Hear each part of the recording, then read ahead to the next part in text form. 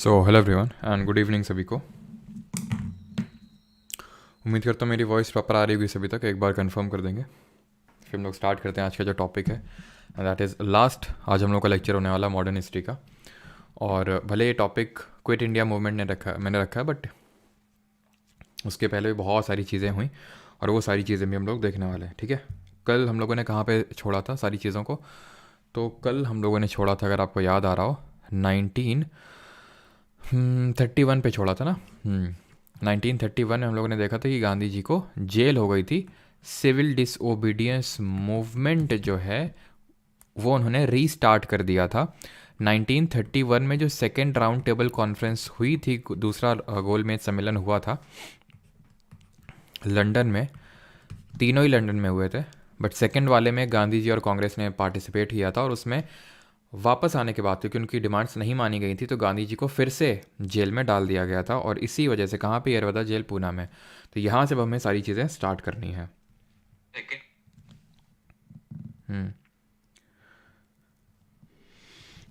Seat straight and deep breath, बिल्कुल। चलो, तो ये बीच में याद दिलाना, अभी नहीं, अभी तो मैं सीधे स्ट्रेट भी हूँ और डीप ब्रीथ करके बैठा हूँ। चलो, तो जय हिंद सभी को।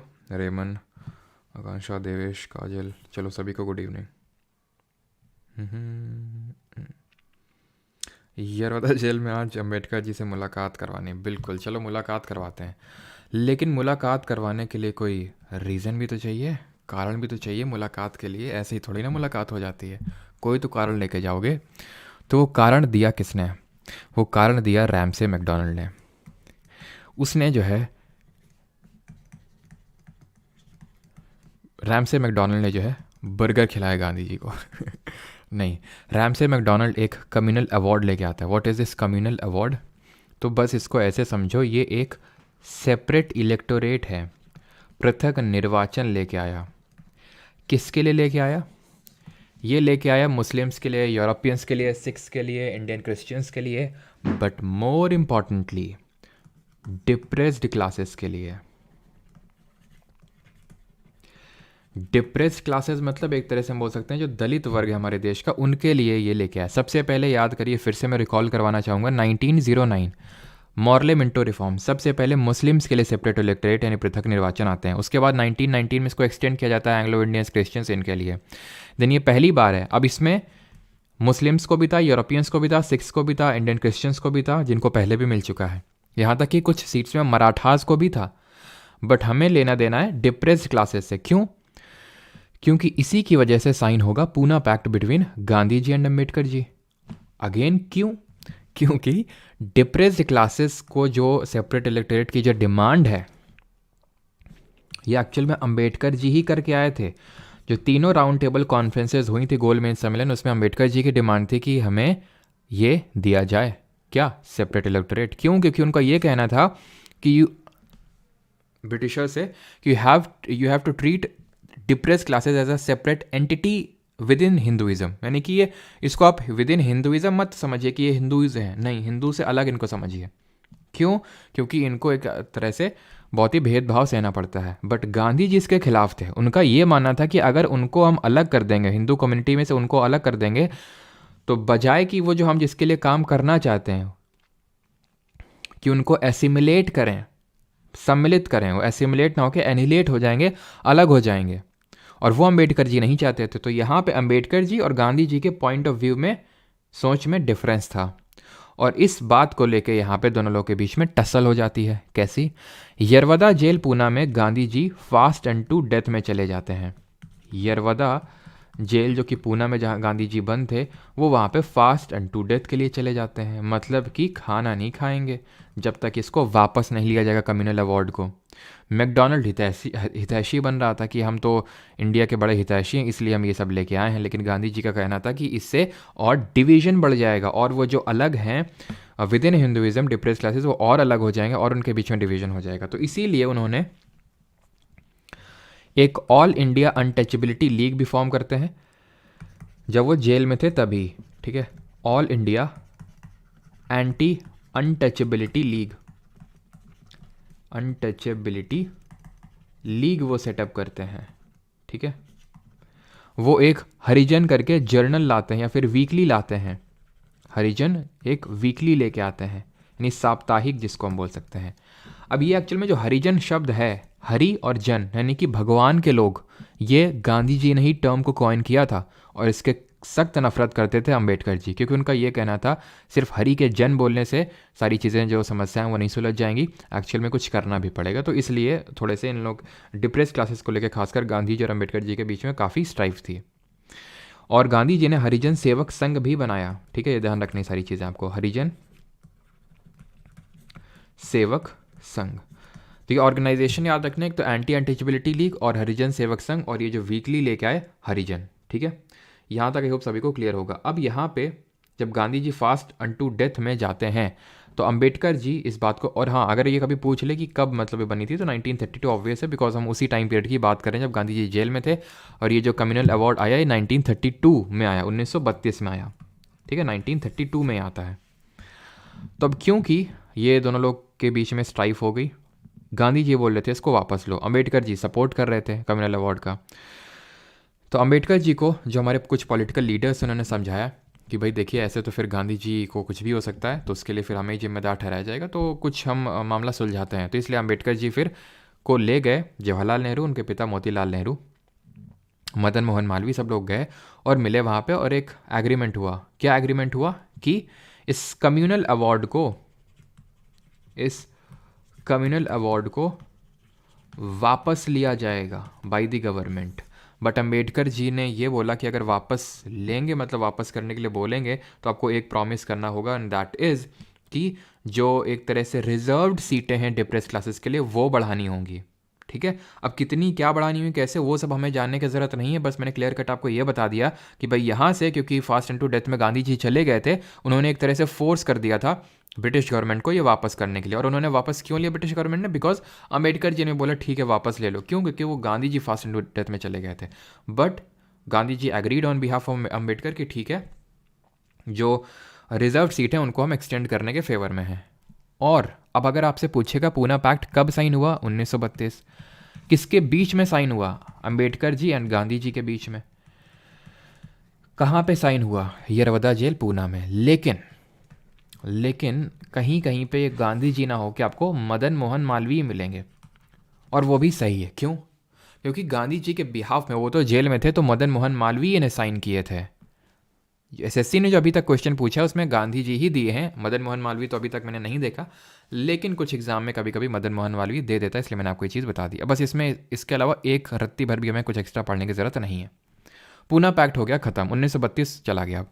अब सीधे आते हैं 1935 में, सीधे जंप लगाते हैं 1935 में, बिकॉज वही हमारे लिए इंपॉर्टेंट, एंड दैट इज़ यहाँ पे गवर्नमेंट ऑफ इंडिया एक्ट आता है, गवर्नमेंट ऑफ इंडिया एक्ट 1935, जिसको कि हम बोलते हैं कुछ नहीं ऐसा नहीं कि जैसे 1909 में मॉर्ले मिंटो था, 1919 में मोंटागी फॉर रिफॉर्म्स था, तो इसको भी हम कुछ बोलते हैं, बिल्कुल नहीं ठीक है। इस टाइम पे सेक्रेटरी कौन था, वाइस रॉय कौन था, उसके हिसाब से कपलिंग करने की कोई ज़रूरत नहीं है। बस हमें ये समझने की ज़रूरत है, पहला पॉइंट याद आ रहा है आपको, मैंने 1919 का जब मोंटेगी फॉर रिफॉर्म्स पढ़ाया था तो मैंने बताया था अगर वो नहीं समझे तो ये नहीं समझ में आएगा। तो सबसे पहला इसने किया कि इट अबॉलिश्ड, इसने हटा दिया, abolished dyarchy at provinces, dyarchy at provinces, यानी कि द्वैध शासन इसने हटा दिया प्रांतों से। याद आ रहा आपको 1919 का जो एक्ट था वो प्रोविंसेस में डायरकी लाया था। डायरकी क्या है? द्वैध शासन, जहाँ पे एक तो पहले सब्जेक्ट्स को डिवाइड कर दिया है, सेंट्रल सब्जेक्ट और प्रोविंशियल सब्जेक्ट, और प्रोविंशियल सब्जेक्ट को फर्दर डिवाइड कर दिया रिजर्व और ट्रांसफर्ड में। तो जो प्रोविंशियल सब्जेक्ट्स को जो फर्दर डिवाइड किया है रिजर्व और ट्रांसफर्ड में, वो है डायरकी। दूसरा पॉइंट क्या है? ये डायरकी लेके आया, इंट्रोड्यूस डायरकी एट सेंटर, यानी कि गवर्नमेंट ऑफ इंडिया एक्ट 1919 का एकदम उल्टा, ठीक है। Introduced dyarchy at centre. और याद करिए मैंने बताया था कि द्विसदनीय विधानमंडल यानी बाई कैमरल लेजिस्लेचर लाए थे ये सेंटर में। कौन? 1919 वाला, ये लाया प्रोविंसेस में। 11 प्रोविंसेस होती थी जहाँ पे ये लेजिस्लेचर था, उसमें से 6 आउट ऑफ 11 में ये 6 आउट ऑफ 11 प्रोविंसेस में ये बाई कैमरल लेजिस्लेचर को इसने इंट्रोड्यूस कर दिया, यानी कि द्विसदनीय विधानमंडल को इसने इंट्रोड्यूस कर दिया। इसने एक ऑल इंडिया फेडरेशन की बात कही, ऑल इंडिया फेडरेशन की, जो कभी वजूद में आ नहीं पाया, बिकॉज ये एक्चुअल में एक्ट इम्प्लीमेंट नहीं हो पाया। ये चीज़ें हमें 1935 के रिगार्डिंग याद रखनी है। इसमें इलेक्शंस का कुछ प्रोसीजर दिया हुआ था। गवर्नमेंट ऑफ इंडिया एक्ट 1935 को कांग्रेस ने विरोध किया इसका, लेकिन फिर ये डिसाइड हुआ कि ठीक है, जो 1937 में जो इलेक्शंस होंगे on the basis of government of India act 1935, उसमें हम कंटेस्ट कर लेंगे। और जब इलेक्शंस हुए तो Congress got majority, Congress got majority, Congress को जो है बहुमत मिला। कहाँ पे? टोटल 1161 सीट थी, उसमें से 716 जीती किसने? कांग्रेस ने। ठीक है, और मेजॉरिटी सभी में मिली एक्सेप्ट, अगर मैं बात करूँ, ये जो भी मैं चीज़ लिखने जा रहा हूँ ये एसएससी के पर्सपेक्टिव से उतना ज़्यादा इंपॉर्टेंट नहीं है। ठीक है, आप एसएससी के स्टूडेंट ही हैं मैं मान रहा हूँ, तो फिर इसको उतना ज़्यादा रटने की ज़रूरत नहीं है। अगर आपका है कि भाई नहीं मैं आगे फर्दर भी एग्ज़ाम की प्रिपरेशन करनी है, मतलब पीसीएस वगैरह के भी मतलब एग्ज़ाम देने हैं, तो आप इस चीज़ को याद करने में थोड़ा जोर लगा सकते हैं। दैट इज़ कि इनको मेजॉरिटी मिली in all provinces except, in all provinces except, यानी कहाँ कहाँ नहीं मिली ये कभी पूछ लेता है, बिकॉज अभी रिसेंट में आई थिंक यूपी पीसीएस का एग्जाम हुआ तो वहाँ पे पूछा गया था ये। ठीक है, तो Bengal, Assam, Punjab, Sindh and NWFP. NWFP मतलब नॉर्थ वेस्ट फ्रंट प्रोविंस। इससे कुछ आपको याद आना चाहिए, कल मैंने आपको सिविल डिसोबीडियंस मूवमेंट पढ़ाया था, सविनय अवज्ञा आंदोलन, वहाँ पे हमने देखा था पेशावर से कौन लीड कर रहे थे, इस वाले रीजन से कौन लीड कर रहे थे सिविल डिसोबीडियंस मूवमेंट को, जल्दी से बताइए। क्लियर हो गया यहाँ तक?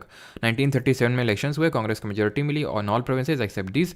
ये रटने की जरूरत नहीं है, देख लीजिए, बाकी अगर आप पीसीएस वगैरह कर रहे हैं तो रट लीजिए। और पेशावर से हमने देखा था खान अब्दुल गफ्फार खान, मैंने लिख नहीं रहा हूँ, खान अब्दुल गफ्फार खान, जिनको कि हम बादशाह खान के नाम से जानते हैं, फिर फ्रंटियर गांधी या फिर हिंदी में सीमांत गांधी बोलते हैं उनके नाम से। इन्होंने खुदाई खिदमतगार करके एक ऑर्गेनाइजेशन बनाया और एक रेड शर्ट करके यानी लाल कुर्ती आंदोलन चलाया वहाँ पर। अब हम कुछ कांग्रेस के इंपॉर्टेंट सेशन इन बीच वर्षों में डिस्कस कर लेते हैं, कांग्रेस के जो सेशंस हुए इंपॉर्टेंट।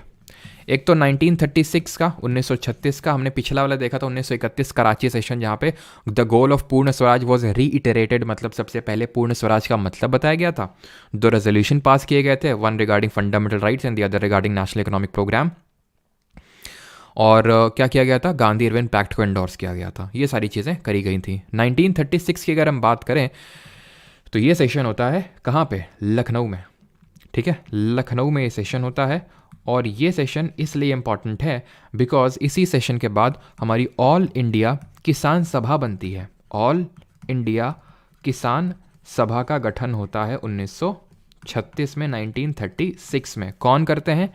शहजानंद सरस्वती, जो इस पर्टिकुलर पार्टी के पहले प्रेसिडेंट भी बनते हैं। तो पूरा नाम अगर बात करूँ स्वामी सहजानंद सरस्वती है, बट इन शॉर्ट में सहजानंद सरस्वती लिख रहा हूँ यहाँ पे। ठीक है, सहजानंद सरस्वती ये इस पार्टी को बनाते हैं। वैसे एक और पार्टी बनी थी 1934 में, वो पार्टी बनी थी 1934 में, वो पार्टी थी Congress socialist party, CSP in short लिख रहा हूँ, कांग्रेस सोशलिस्ट पार्टी। और ये पार्टी 1934 में बनाई किसने थी? ये बनाई थी जो सोशलिस्ट थे, यानी कि जो ये मान रहे थे ना तो गांधीयन फिलॉसफी पे बिलीव कर रहे थे, ना तो बहुत ज़्यादा जो सीपीआई की फ़िलासफ़ी थी, यानी कि अब जो हमने देखा था कम्युनिस्ट पार्टी ऑफ इंडिया की फ़िलासफ़ी बहुत ज़्यादा बिलीव कर रहे थे। तो इन लोगों ने अपनी अलग से पार्टी बना ली। जेपी नारायण हो गया आपके ये राम मनोहर लोहिया। ठीक है, राम मनोहर लोहिया, अपने सपा पार्टी का नाम सुना होगा, है ना, राम मनोहर लोहिया, तो वो इनको अपना वो मानते हैं, है ना, लीडर। और आचार्य नारायण देव, मीनू मसानी, ये सब लोग जो हैं इस पार्टी को बनाते हैं। फाउंडिंग फादर्स थे इस पार्टी के, जेपी नारायण, राम मनोहर लोहिया, आचार्य नारायण देव और मीनू मसानी। तो 1934 में एक पार्टी बनी और 1936 में एक पार्टी बनी, 36 वाली ऑल इंडिया किसान सभा, और वो कब? लखनऊ सेशन के बाद। 1937 में एक सेशन होता है 1937 में, और वो कहाँ पर होता है? फैज़पुर में। और आप बताएंगे कि ये फैज़पुर वाला सेशन क्यों इंपॉर्टेंट है? कुछ बताया था मैंने जब आपको सारे कांग्रेस के सेशंस पढ़ाए थे, जब हम लोगों ने इंडियन नेशनल कांग्रेस देखा था, तो हमने ये देखा था it was the first session to be held in a village. ठीक है, first session to be held in a village, गांव में होने वाला पहला सेशन था ये हमारा 1937 का। आगे बढ़ें, अब 1938 के सेशन को डिस्कस करते हैं 1938 में। ये सेशन होता है हरिपुरा में। ठीक है, हरिपुरा में ये सेशन होता है और इसके प्रेसिडेंट थे सुभाष चंद्र बोस जी।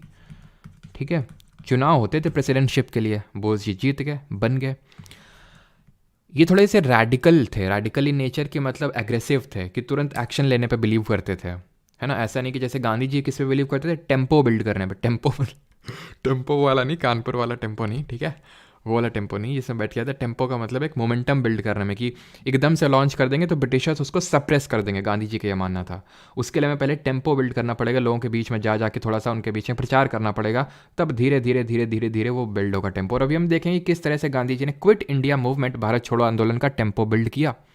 तो इसलिए बोस जी और गांधी जी में यहाँ पे डिफरेंस ऑफ ओपिनियन थे, और बहुत ज़्यादा, अभी देखेंगे बहुत ज़्यादा ये डिफरेंस ऑफ ओपिनियन बढ़ जाता है अगले सेशन में। But before that Bose ji का ये मानना था कि भाई तुरंत एक्शन लें, तुरंत, क्योंकि ध्यान दीजिए 1939 में, 1939 में अभी वर्ल्ड वॉर 2 स्टार्ट हो जाएगा, दूसरा विश्व युद्ध between axis power and allied powers. अभी देखेंगे अलाइड के साइड कौन है और एक्सिस के साइड कौन है।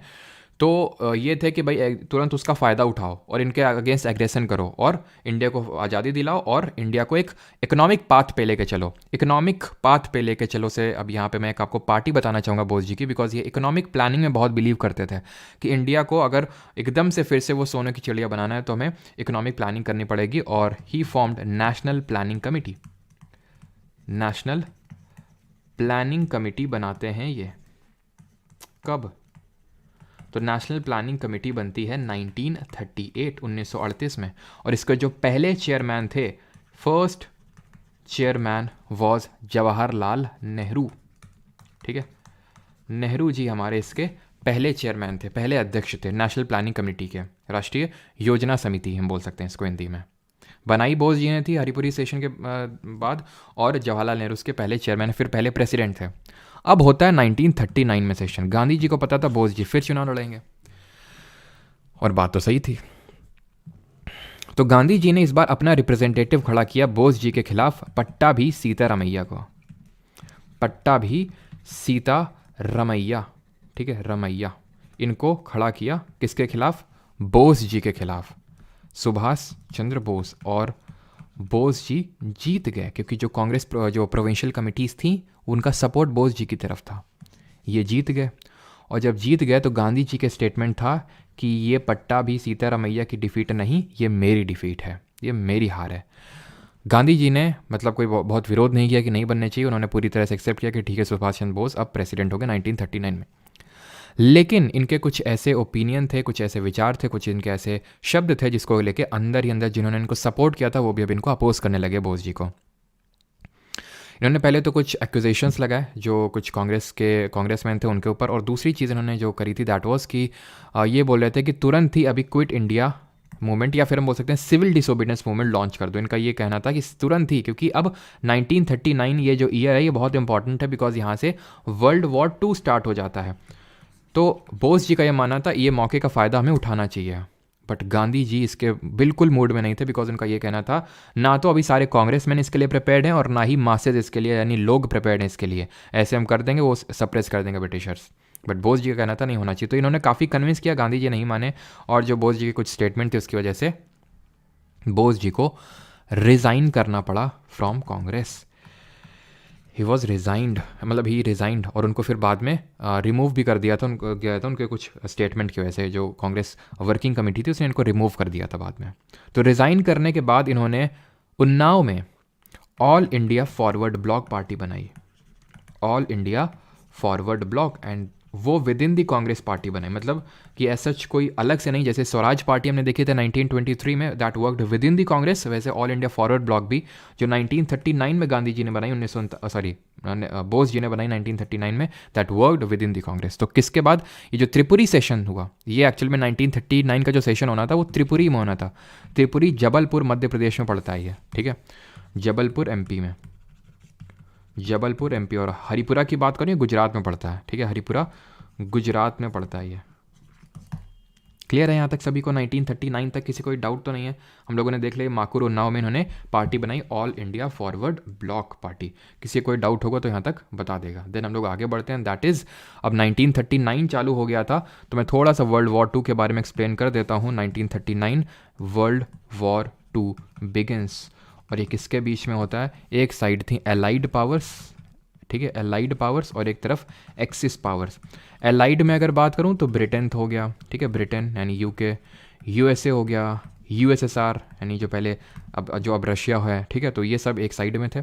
और अगर एक्सिस पावर में अगर बात करें तो यहाँ पे जर्मनी हो गया, इटली हो गया, जापान हो गया, ये एक साइड में था, ठीक है। तो अब ये जो है ना जापान, ये तो बहुत अब थोड़ा सा ये हमारे उसके लिए, बाकी देश से हमें कोई लेना देना नहीं है, मेन हमें लेना देना है जापान से। अभी क्यों लेना देना आपको समझ में आएगा।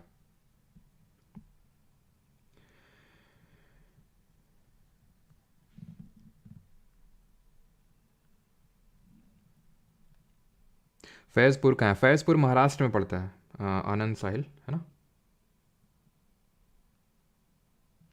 रजनी कुमारी, फैज़पुर महाराष्ट्र में, ठीक है, क्लियर है यहाँ तक? ओके ठीक, चलिए आगे बढ़ते हैं फिर। तो 1939 में ये हो गया। अब ध्यान से सुनिए, अब इनको अगर वॉर जीतना है, ठीक है, तो ये साइड भी वीक नहीं थी। ये जो इनके साथी थे ब्रिटेन के, बोल रहे थे यार सपोर्ट लो इंडिया का। इंडिया के सपोर्ट से मतलब वहाँ से रिक्रूट करने पड़ेंगे ज़्यादा से ज़्यादा सोल्जर्स, और वहाँ पे तो हैं। तो ब्रिटेन ने जो है थोड़े से ऑफर, मतलब कि एक तरह से ब्रिटेन ने बोल दिया कि इंडिया जो है, इन्होंने अपने आप अनाउंस कर दिया कि इंडिया जो है हमारे साथ है। मतलब इंडियन से पूछा भी नहीं, इंडिया की सबसे लार्जेस्ट पार्टी कांग्रेस पार्टी थी उस समय, तो उससे पूछा भी नहीं कि भाई क्या मैं सब ना, हमारे साथ है इंडिया। सेकेंड वर्ल्ड वॉर में एलाइड पावर के साथ है इंडिया, इन्होंने अपने आप ही डिक्लेयर कर दिया। तो कांग्रेस ने पहले ऑफर दिया, Congress offered to viceroy, क्या ऑफर दिया कि बिल्कुल हम सपोर्ट करेंगे, लेकिन तुम एक चीज़ प्रॉमिस करो कि ये वॉर ख़त्म होने के बाद तुम हमें एक कॉन्स्टिट्यूएंट असेंबली बना के दोगे। यानी हमारे जो एक कॉन्स्टिट्यूएंट असेंबली का मतलब है जो कॉन्स्टिट्यूशन बनाए, ठीक है, इसको क्या बोलेंगे, संविधान सभा, है ना। तो जो संविधान बना के दे वो एक कॉन्स्टिट्यूएंट असेंबली आप बना के दो। जैसे ही आप मतलब वॉर ख़त्म होता है, एक रेस्पॉन्सिबल गवर्नमेंट आनी चाहिए इंडिया में। लिन लिथगो उस समय वॉइस रॉय हुआ करता था। लिन लिथगो सेड नो, नहीं देंगे, क्या कर लोगे। तो कांग्रेस ने बोला अभी बताते हैं क्या कर लेंगे। तो 1939 में, अक्टूबर 1939 में, यह इंपॉर्टेंट है कि कांग्रेस सारी मिनिस्ट्री जो मिनिस्ट्रीज में बैठी हुई रिज़ाइन कर देती है। अभी हमने देखा था 1937 में चुनाव हुए थे, कांग्रेस जीती थी and so on. Congress ministries ने रिज़ाइन कर दिया 1939 में। क्यों रिज़ाइन किया, रीज़न क्या था? बिकॉज इंडियंस को बिना पूछे इंडियंस को इन्वॉल्व कर दिया गया था सेकेंड वर्ल्ड वॉर में, इसलिए। अब क्योंकि 1940 आते आते तक इनको समझ में आ गया ब्रिटिशर्स को कि इनका सपोर्ट लेना पड़ेगा, कुछ ना कुछ तो ऑफर देना पड़ेगा। तो इन्होंने अगस्त महीने में एक ऑफर दिया जिसको बोला गया अगस्त ऑफर। लिन लिथगो पे भी प्रेशर था कि भाई कुछ करो। तो अगस्त ऑफर आया 1940 में, जहां बोला गया हम आपको एक डोमिनियन स्टेटस देंगे। याद आ रहा है डोमिनियन स्टेटस? अब मैं डोमिनियन स्टेटस की आपको हिस्ट्री समझाता हूँ फिर से, जो हमने कल समझी थी।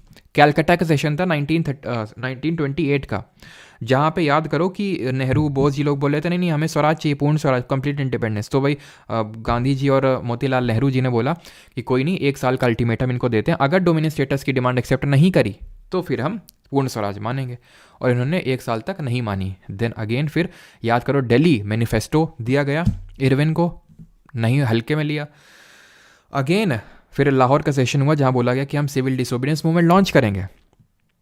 और जब ये अप्रूव कर दिया कांग्रेस ने कि सीडीएम आप लॉन्च कर लो, सविनय अवज्ञा आंदोलन, और गांधी जी इसको लीड करेंगे। तो गांधी जी ने अगेन अल्टीमेटम दिया, 11 डिमांड्स दी और अल्टीमेटम दिया 30 जनवरी तक का कि मान लो। इरविन अगेन भाव नहीं दिया। उसके बाद फिर हमने देखा था कि किस तरह से सीडीएम लॉन्च हुआ था। और फिर 1931 में हमारा गोल हो गया था पूर्ण स्वराज, 1929 में ही हमारा गोल हो गया था पूर्ण स्वराज। और फिर पूर्ण स्वराज का मतलब बताया गया था कराची सेशन में। तो अब हमारा डोमिनियन स्टेटस, ये डिमांड नहीं थी कि हमें डोमिनियन स्टेटस चाहिए। डोमिनियन स्टेटस का मतलब क्या है कि एक हम बोल सकते हैं स्वतंत्र उपनिवेश, और मैंने इसका मतलब आपको समझाया था, ठीक है। अब हमारा ये गोल नहीं था कांग्रेस का, क्या गोल था? पूर्ण स्वराज। तो ये पहले ही मतलब एक तरह से रिजेक्टेड चीज़ थी। इसमें बोला गया था कि जो वॉइस रॉय की काउंसिल है उसको एक्सपैंड करेंगे। ये चीज़ें आपको याद नहीं करनी, मैं बता दूं, ठीक है, ये याद नहीं करनी। डोमिनियन स्टेटस वाला भले थोड़ा तक देख ले सकते हो, लेकिन वॉइस रॉय की एग्जीक्यूटिव काउंसिल सब कुछ नहीं याद करना है। बस अगस्त ऑफर आया था 1940 में, ये रट्टा मारना है, बात खत्म, ठीक है। तो ये सारी चीज़ें अगस्त ऑफर ने बोली थी। इसके रेस्पॉन्स में गांधी जी ने व्यक्तिगत सत्याग्रह चलाया, इंडिविजुअल सत्याग्रह चलाया। यानी कि एक लोगों को नॉमिनेट किया और उनको बोला कि तुम सत्याग्रह दो। सत्याग्रह मैंने आपको पहले बताया, सत्याग्रह किस तरह से दिया जाता है, और सत्याग्रही कौन होता है। गांधी जी के अगर हम आइज से देखें तो सत्याग्रही कौन होता है? जो नॉन वायलेंस को अपनी कोर फिलॉसफी मानता है। सत्य का पाथ नहीं छोड़ता, ये सारी चीज़ें। तो इंडिविजुअल सत्याग्रही पहला इन्होंने नॉमिनेट किया, तो फर्स्ट इंडिविजुअल सत्याग्रही वॉज आचार्य विनोबा भावे। आचार्य विनोबा भावे, जो बाद में पोस्ट इंडिपेंडेंस भूदान मूवमेंट, भूदान आंदोलन से भी जुड़े हुए थे, लेकिन वो बात की बातें हैं। तो विनोबा भावे पहले इंडिविजुअल सत्याग्रही चुने गए थे। गांधी जी का ये कहना था कि इंडिविजुअल सत्याग्रही सब लोगों के बीच में जाएगा, तो सत्याग्रह करेगा और सब लोगों के बीच में जाएगा और एक तरह से टेम्पो बिल्ड करेगा। तो टेम्पो वाली जो चीज़ है वो अब यहाँ से स्टार्ट होती है बिल्ड करना। और ये बोला था कि अगर इसकी अरेस्ट नहीं होगी इंडिविजुअल सत्याग्रही की, तो वो दिल्ली चलो, मतलब दिल्ली चलो एक कैंपेन लॉन्च करेगा और दिल्ली की तरफ मार्च करेगा। ठीक है, ये बोला गया। तो और फिर जो इनकी अरेस्ट के बाद दूसरे इंडिविजुअल सत्याग्रही जो गांधी जी ने चुने थे वो थे जवाहरलाल नेहरू। तो ये चीज़ आपको ध्यान रखनी है कि अगस्त ऑफर के रेस्पॉन्स में इंडिविजुअल सत्याग्रह, व्यक्तिगत सत्याग्रह लॉन्च हुआ होता है। पहले थे विनोबा भावे और दूसरे थे जवाहरलाल नेहरू। बात खत्म यहीं पे। ठीक, अब 1942 में ये लोग और इनकी तरफ प्रेशर बढ़ता है। किस पे? जो ब्रिटेन वाले थे। क्यों? क्योंकि अभी इनको जो है थोड़ा डर लगने लगा था कि अब धीरे धीरे कहीं जापान जो है, क्योंकि वो साउथ ईस्ट में जो उसकी ब्रिटेन वगैरह की कॉलोनीज थी उनको कैप्चर कर लिया था उसने, अंडमान निकोबार, और धीरे धीरे अब यहीं उसका नंबर था जापान का, क्योंकि जापान ब्रिटेन के अगेंस्ट था। तो और इंडिया के पास में था जापान। तो 1942 में, 1942 में ये एक क्रिप्स मिशन भेजते हैं भारत में। क्रिप्स मिशन मतलब एक वहाँ से ब्रिटेन से मिशन भेजते हैं, क्रिप्स मिशन, जिसमें कि चेयरमैन स्टैफोर्ड क्रिप्स था 1942 में। ये जो स्टैफोर्ड क्रिप्स के द्वारा जो लीड किया वो मिशन था, इसमें भी वही सेम चीज़ें थी कि हम डोमिनियन स्टेटस देंगे। ठीक है, डोमिनियन स्टेटस देंगे, और जो एक तरह से, ठीक है, मतलब जो प्रोविंसेस होंगी उनके पास राइट टू सेसेशन होगा, यानी कि they have right to secede. यानी कि अगर मान लो कि कोई ये प्रोविंस है, ठीक है, और या फिर हाँ प्रोविंस है और इसको मतलब ये है कि हम इंडिया में नहीं रहना है, ठीक है, यूनियन में, तो अपना अलग से अपना अलग से एग्रीमेंट साइन कर सकता है, एग्रीमेंट ब्रिटेन के साथ। तो ये तो बिल्कुल ही मंजूर नहीं था कांग्रेस वालों को। एक सब क्या, पहले तो dominion status was dead as door nail, यानी कि खत्म चीज़ थी एकदम। वो तो 1929 में हमारा गोल पूर्ण स्वराज हो चुका, डोमिनियन स्टेटस तुमने तभी छोड़ दिया था। और ऊपर से ये सब क्या कि मतलब अपने आप अलग से तुम्हारे साथ एग्रीमेंट कर सकते हैं, ये नेशनल यूनिटी के खिलाफ है। इसलिए अब जो है कांग्रेस कहती है बस बहुत हुआ, बहुत हुआ, तुम ये अलग अलग नए नए ऑफर ला रहे हो और जो हमारी एक्चुअल डिमांड है वो मान ही नहीं रहे हो तुम। तो अब होता है वर्धा में एक सेशन, जुलाई 1942 में कांग्रेस वर्किंग कमेटी मिलती है कहाँ पे? वर्धा में। ठीक है, वर्धा पड़ता है ये महाराष्ट्र में, तो वहाँ पे ये मिलती है और वहाँ पे एक रेजोल्यूशन अडॉप्ट करते हैं, क्विट इंडिया रेजोल्यूशन, यानी कि अब जो है भारत छोड़ो कैंपेन का शुरुआत होगा। और इस क्विट इंडिया रेजोल्यूशन को रैटिफाई किया गया। कांग्रेस की एक मीटिंग हुई गोवालिका टैंक में, यहाँ पे मैं इस तरह से लिखता हूँ, रैटिफाइड एट, कहाँ पे? गोवालिका टैंक। गोवालिका टैंक जगह पड़ती है बॉम्बे में, वहाँ पे इसको रैटिफाई किया गया। तो ये जगह का नाम याद रखिए, गोवालिका टैंक बॉम्बे, इंपॉर्टेंट है। ठीक है, तो यहाँ से इसको रैटिफाई किया गया और अब लॉन्च होगा क्विट इंडिया मूवमेंट, भारत छोड़ो आंदोलन 1942 में। सवाल ये बनता है कि जो भारत छोड़ो आंदोलन है, क्विट इंडिया मूवमेंट, ये किसके रिस्पॉन्स में, किसके रिस्पॉन्स में स्टार्ट हुआ? तो क्रिप्स मिशन के रिस्पॉन्स में स्टार्ट हुआ।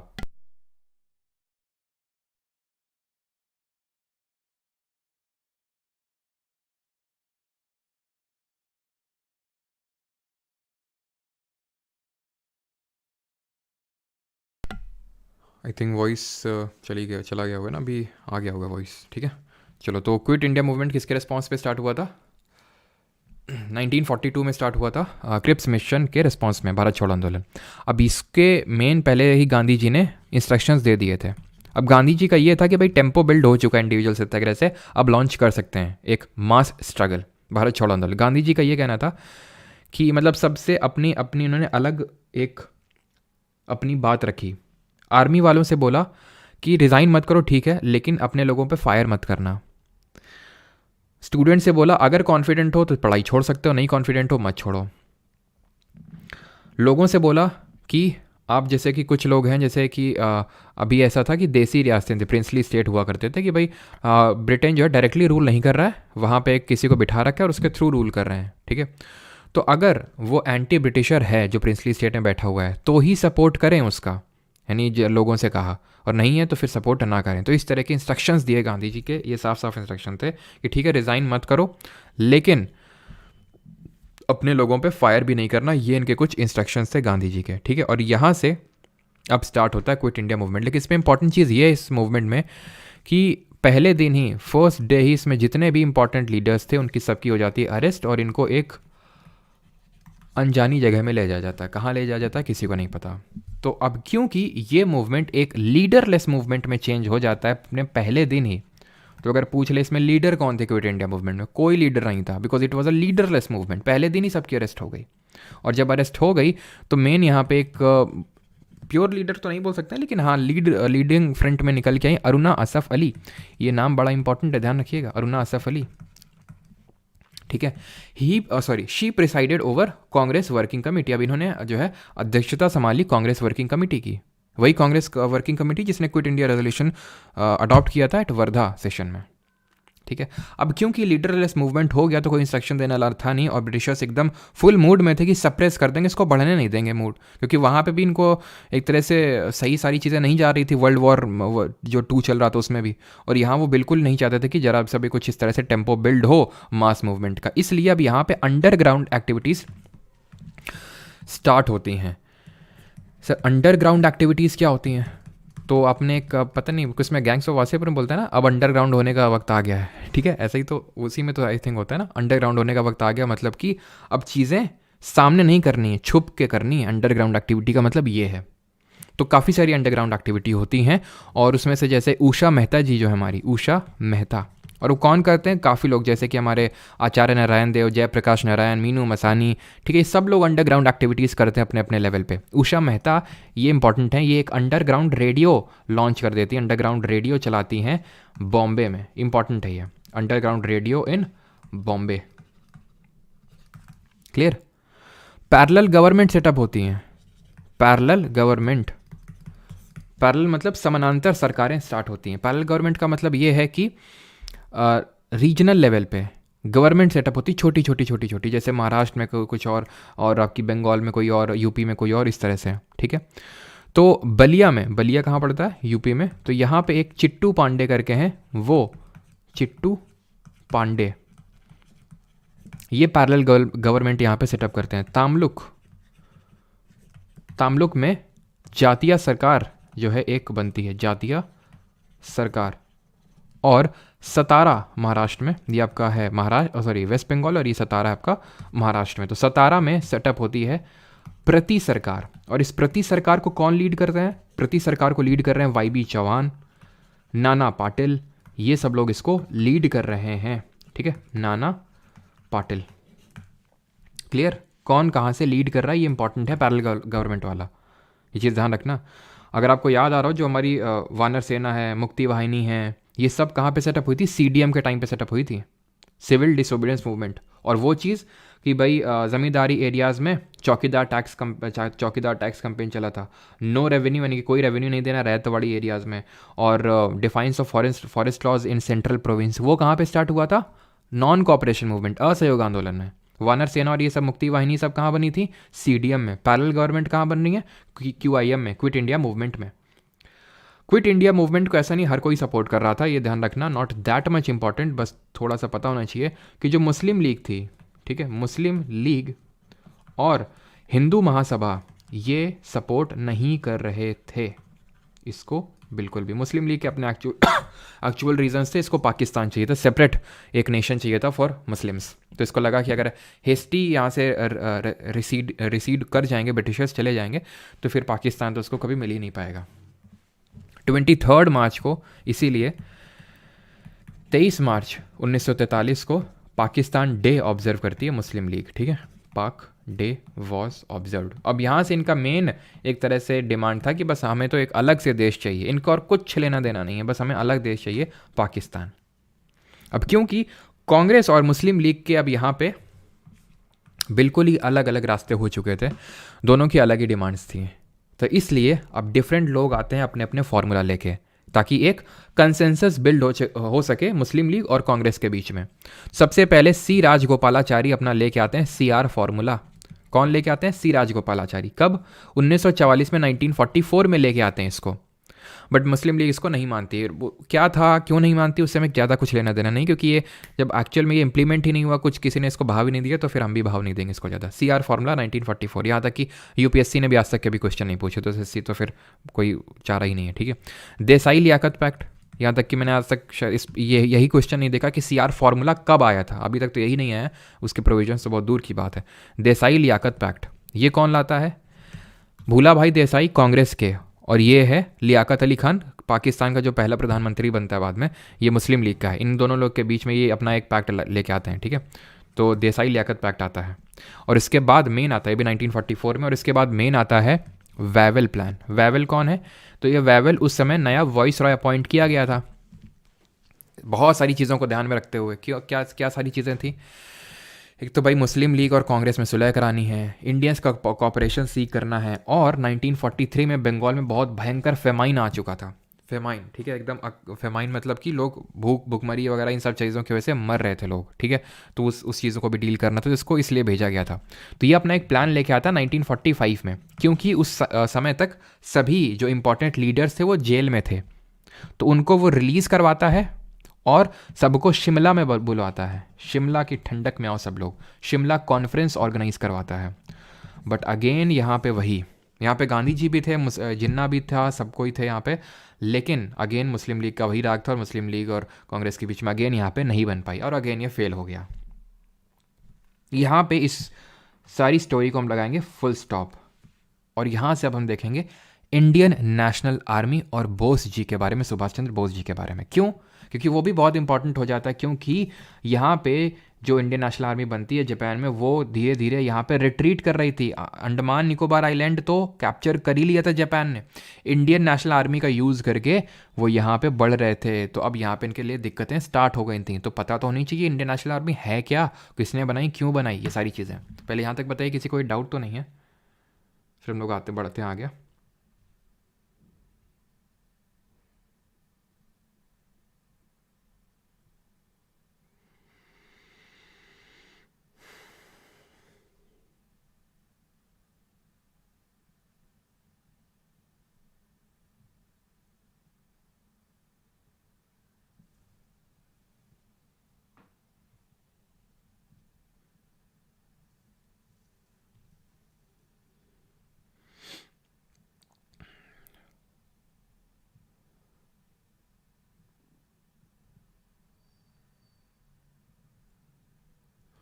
कमेंट्स क्यों नहीं आ रहे भाई, क्या दिक्कत है?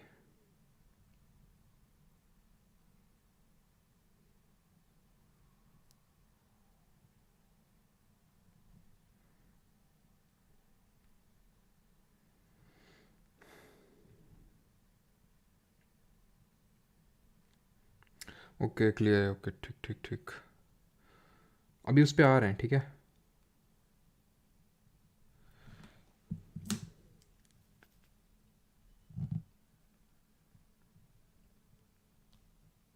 गुड इंडिया वॉइस बताओ तो, अच्छा ठीक है। अभी एक्चुअली में कमेंट आ नहीं रहे थे आप लोगों के, अभी ठीक है आ रहे हैं। डिप्रेस्ड क्लासेस को समझे का क्या स्टैंडर्ड है, मतलब समझे का क्या स्टैंडर्ड है?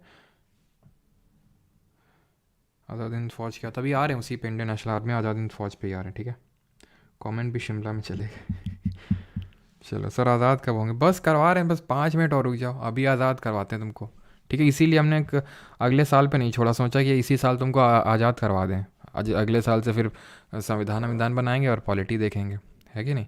तो इसी साल तुमको आज़ाद करवाने का निर्णय लिया, और इसी क्लास में बस 10 मिनट रुको, अभी आज़ाद करवाते हैं तुमको, ठीक। चलो, तो यहाँ पे हो गया, फुल स्टॉप लगा दिया हमने। अब आते हैं इंडियन नेशनल आर्मी पे, ठीक है। Indian national army and Subhash Chandra Bose. ये इंडिया है, यहाँ पे जापान है। अब जो जापान है इतना भी पास में नहीं है, लेकिन यहाँ पे चलो मैं यहीं पे मैं ड्रॉ कर देता हूँ, ठीक है, ताकि आपको समझने में आसानी हो, ठीक है। यहाँ पे आपका जापान है। अब जो जापान है ये हमें पता है एक्सिस पावर की तरफ है, ब्रिटेन के खिलाफ है, ब्रिटेन यहाँ पे रूल कर रहा है, जापान इनके खिलाफ है। जापान इनके यहाँ पे इनकी जो कुछ कॉलोनीज़ थी ब्रिटेन की, यहाँ पे उसको कॉन्कर कर लिया था। अब यहाँ पे एक पर्सन हुए मोहन सिंह। मोहन सिंह ने जापानीज़ गवर्नमेंट से ये बोला कि देखिए, आपने हमारे लोगों को जेल में बंद कर रखा है। मतलब ये इंडियन आर्मी में मतलब ब्रिटिश आर्मी में इंडियन लोग थे, ब्रिटिश इंडियन आर्मी में इंडियन लोग थे, ये लड़ने गए थे वहाँ पे, ये मतलब जापान से डिफीट कर गए यानी हार गए। तो फिर जापान ने अपने यानी कि जो ब्रिटिश इंडियन आर्मी के जो सोल्जर्स थे उनको कैप्चर कर लिया, जेल में बंद कर दिया। तो मोहन सिंह ने बोला देखिए हम खुद मजबूरी में लड़ रहे हैं उनकी तरफ से, हमें कोई इच्छा नहीं है, मजबूरी में आ रहे हैं आपसे लड़ने। तो ऐसा करिए, जो प्रिजनर ऑफ वॉर्स हैं यानी जिनको आपने प्रिजन में डाल रखा है, जो युद्ध के समय में जो एक कंट्री किसी को मतलब सोल्जर को प्रिजन में डाल देती है उसको हम प्रिजनर ऑफ वॉर बोलते हैं, तो आप उनको हमें दीजिए, हम उससे एक आर्मी सेटअप करेंगे और उसको आपके सपोर्ट के लिए ही लगाएंगे, बिकॉज हमें खुद आज़ाद होना है ब्रिटिशर से। तो जापान ने बोला ठीक है। तो फिर यहाँ से जन्म होता है आज़ाद हिंद फौज, इंडियन नेशनल आर्मी का 1942 में। तो किसने बनाया? मोहन सिंह ने बनाया। बट एक्चुअल में ज़्यादा दिन तक ये चला नहीं पाते हैं। रीज़न ये था कि इनके डिफरेंसेस हो जाते हैं जापानीज़ गवर्नमेंट से। ये बोलते हैं मैं और ढेर सारे लोग प्रिजनर्स ऑफ वॉर दे दो, जापानीज़ गवर्नमेंट मना कर देती, इतने नहीं दे पाएंगे। तो फिर यहाँ पे इनके बीच में डिफरेंसेस आ जाते हैं, उनके खिलाफ इनको भी प्रिजन में डाल देते हैं जो जापानीज़ होते हैं। ठीक है, तो अब इसकी जो लीड है वो सौंपी जाती है रास बिहारी बोस को। ठीक है, रास बिहारी बोस जो पहले ही काफ़ी पहले ही जापान में बैठे हुए थे। ठीक है, जापान में वो भाग गए थे बहुत पहले ही। ठीक है, जब आई थिंक ये काकोरी वगैरह हुआ था उसी के टाइम पे, उससे पहले ही ये जा चुके थे जापान में, और वहाँ पे बैठे हुए थे जिन्होंने आईएनए की एक तरह से चेयरमैनशिप ली। बट इनकी भी धीरे धीरे तबीयत बिगड़ने लगी और फिर इन्होंने ट्रांसफ़र किया सुभाष चंद्र बोस जी को। ध्यान रखना, ये रास बिहारी बोस को रास बिहारी घोष से कंपेयर मतलब कन्फ्यूज़ नहीं करेंगे, बिकॉज रास बिहारी घोष को हमने पढ़ा था सूरत सेशन जो 1907 में हुआ था, जहाँ मॉडरेट्स और एक्सट्रीमिस्ट अलग अलग हो गए थे। ठीक है, तो वो अलग थे हमारे। तो सुभाष चंद्र बोस को ये अपनी जो है चेयरमैनशिप देते हैं। ठीक है, कब? एक तरह से ये उतना इंपॉर्टेंट नहीं कब देते हैं, बट हाँ वही 1943 का टाइम था जब बोस जी को ये ऑफर दिया जाता है रास बिहारी बोस की तरफ से कि भाई आप क्या लेना चाहोगे, तो बिल्कुल वो एक्सेप्ट कर लेते हैं इसको। ठीक है, और यहाँ तक कि एक विमेन रेजिमेंट भी यहाँ पे मतलब एक फॉर्म करते हैं रानी लक्ष्मीबाई के नाम से। ठीक है, रानी लक्ष्मीबाई के नाम पे एक विमेन रेजिमेंट बनाते हैं इंडियन नेशनल आर्मी में। सुभाष चंद्र बोस के बारे में हमने अभी काफ़ी सारी चीज़ें देखी थी, और उनमें से और भी चीज़ें हैं कि इन्होंने मतलब जब ये ऑल इंडिया फॉरवर्ड ब्लॉक बनाई, कांग्रेस से रिज़ाइन कर दिया इन्होंने, तो ये जितने भी डिफरेंट कंट्रीज़ थे वहाँ पे ट्रैवल किया, मतलब बहुत डिफरेंट कंट्रीज़ में ट्रैवल किया, और उनमें से एक कंट्री थी जर्मनी। जर्मनी जो समय वहाँ पे हिटलर का शासन था, और वो किस में थी? एक्सिस पावर में थी, ना कि एलाइड पावर में थी। तो जर्मनी में ये हिटलर से मिलते हैं अराउंड 1942 के टाइम पे, और वहाँ पे ये किस नाम से मिलते हैं वो थोड़ा इंपॉर्टेंट हो जाता है, और उनका नाम होता है ऑरलैंडो मज़ोटा। ये नाम रख के मिलते हैं सुभाष चंद्र बोस हिटलर से in the year I think 1942। Year तो 1942 है, बट डेट आई थिंक 29 मई थी, नॉट श्योर, बट 1942 ईयर था और मई ही मंथ था वो। ठीक है, जहाँ पे वो हिटलर से मिलते हैं सुभाष चंद्र बोस। देन वो फिर अगेन यहाँ पे फ्लो करते हैं। अगर ये कभी पूछ ले Indian national army Mohan Singh ने कहाँ पे बनाई थी, वैसे तो पूछेगा नहीं, लेकिन अगर फिर भी पूछ ले तो सिंगापुर आंसर होगा ये। ठीक है, प्रिजनर ऑफ वॉर्स लेके। क्लियर है यहाँ तक? अब यहाँ पे कुछ ऐसा होता है कि ब्रिटेन यहाँ पे जापान पे हावी हो जाता है, और रफली अगस्त आते आते तक जापान जो है 15 अगस्त आते आते तक पूरी तरह से सरेंडर कर देता है 15 अगस्त को। और एक चीज़, यहीं पे सुभाष चंद्र बोस जी ने नारा दिया था दिल्ली चलो का।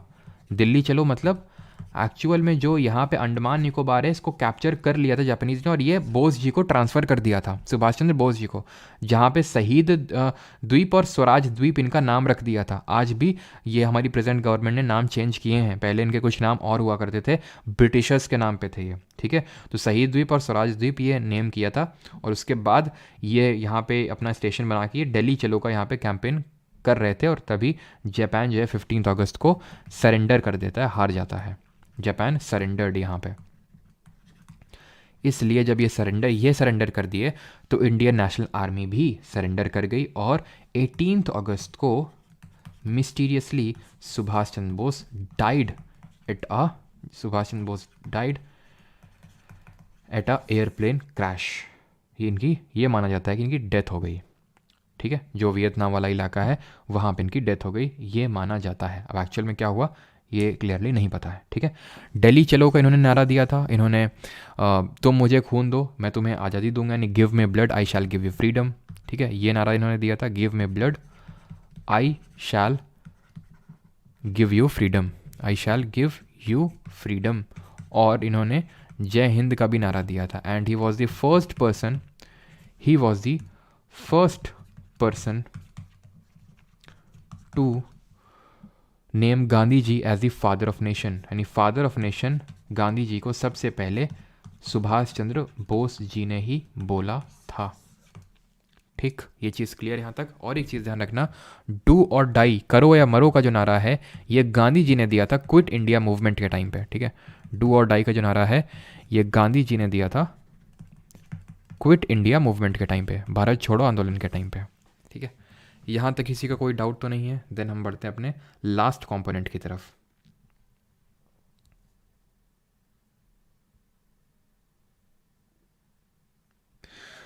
हाँ सर, हाँ ये बोस जी का ही है?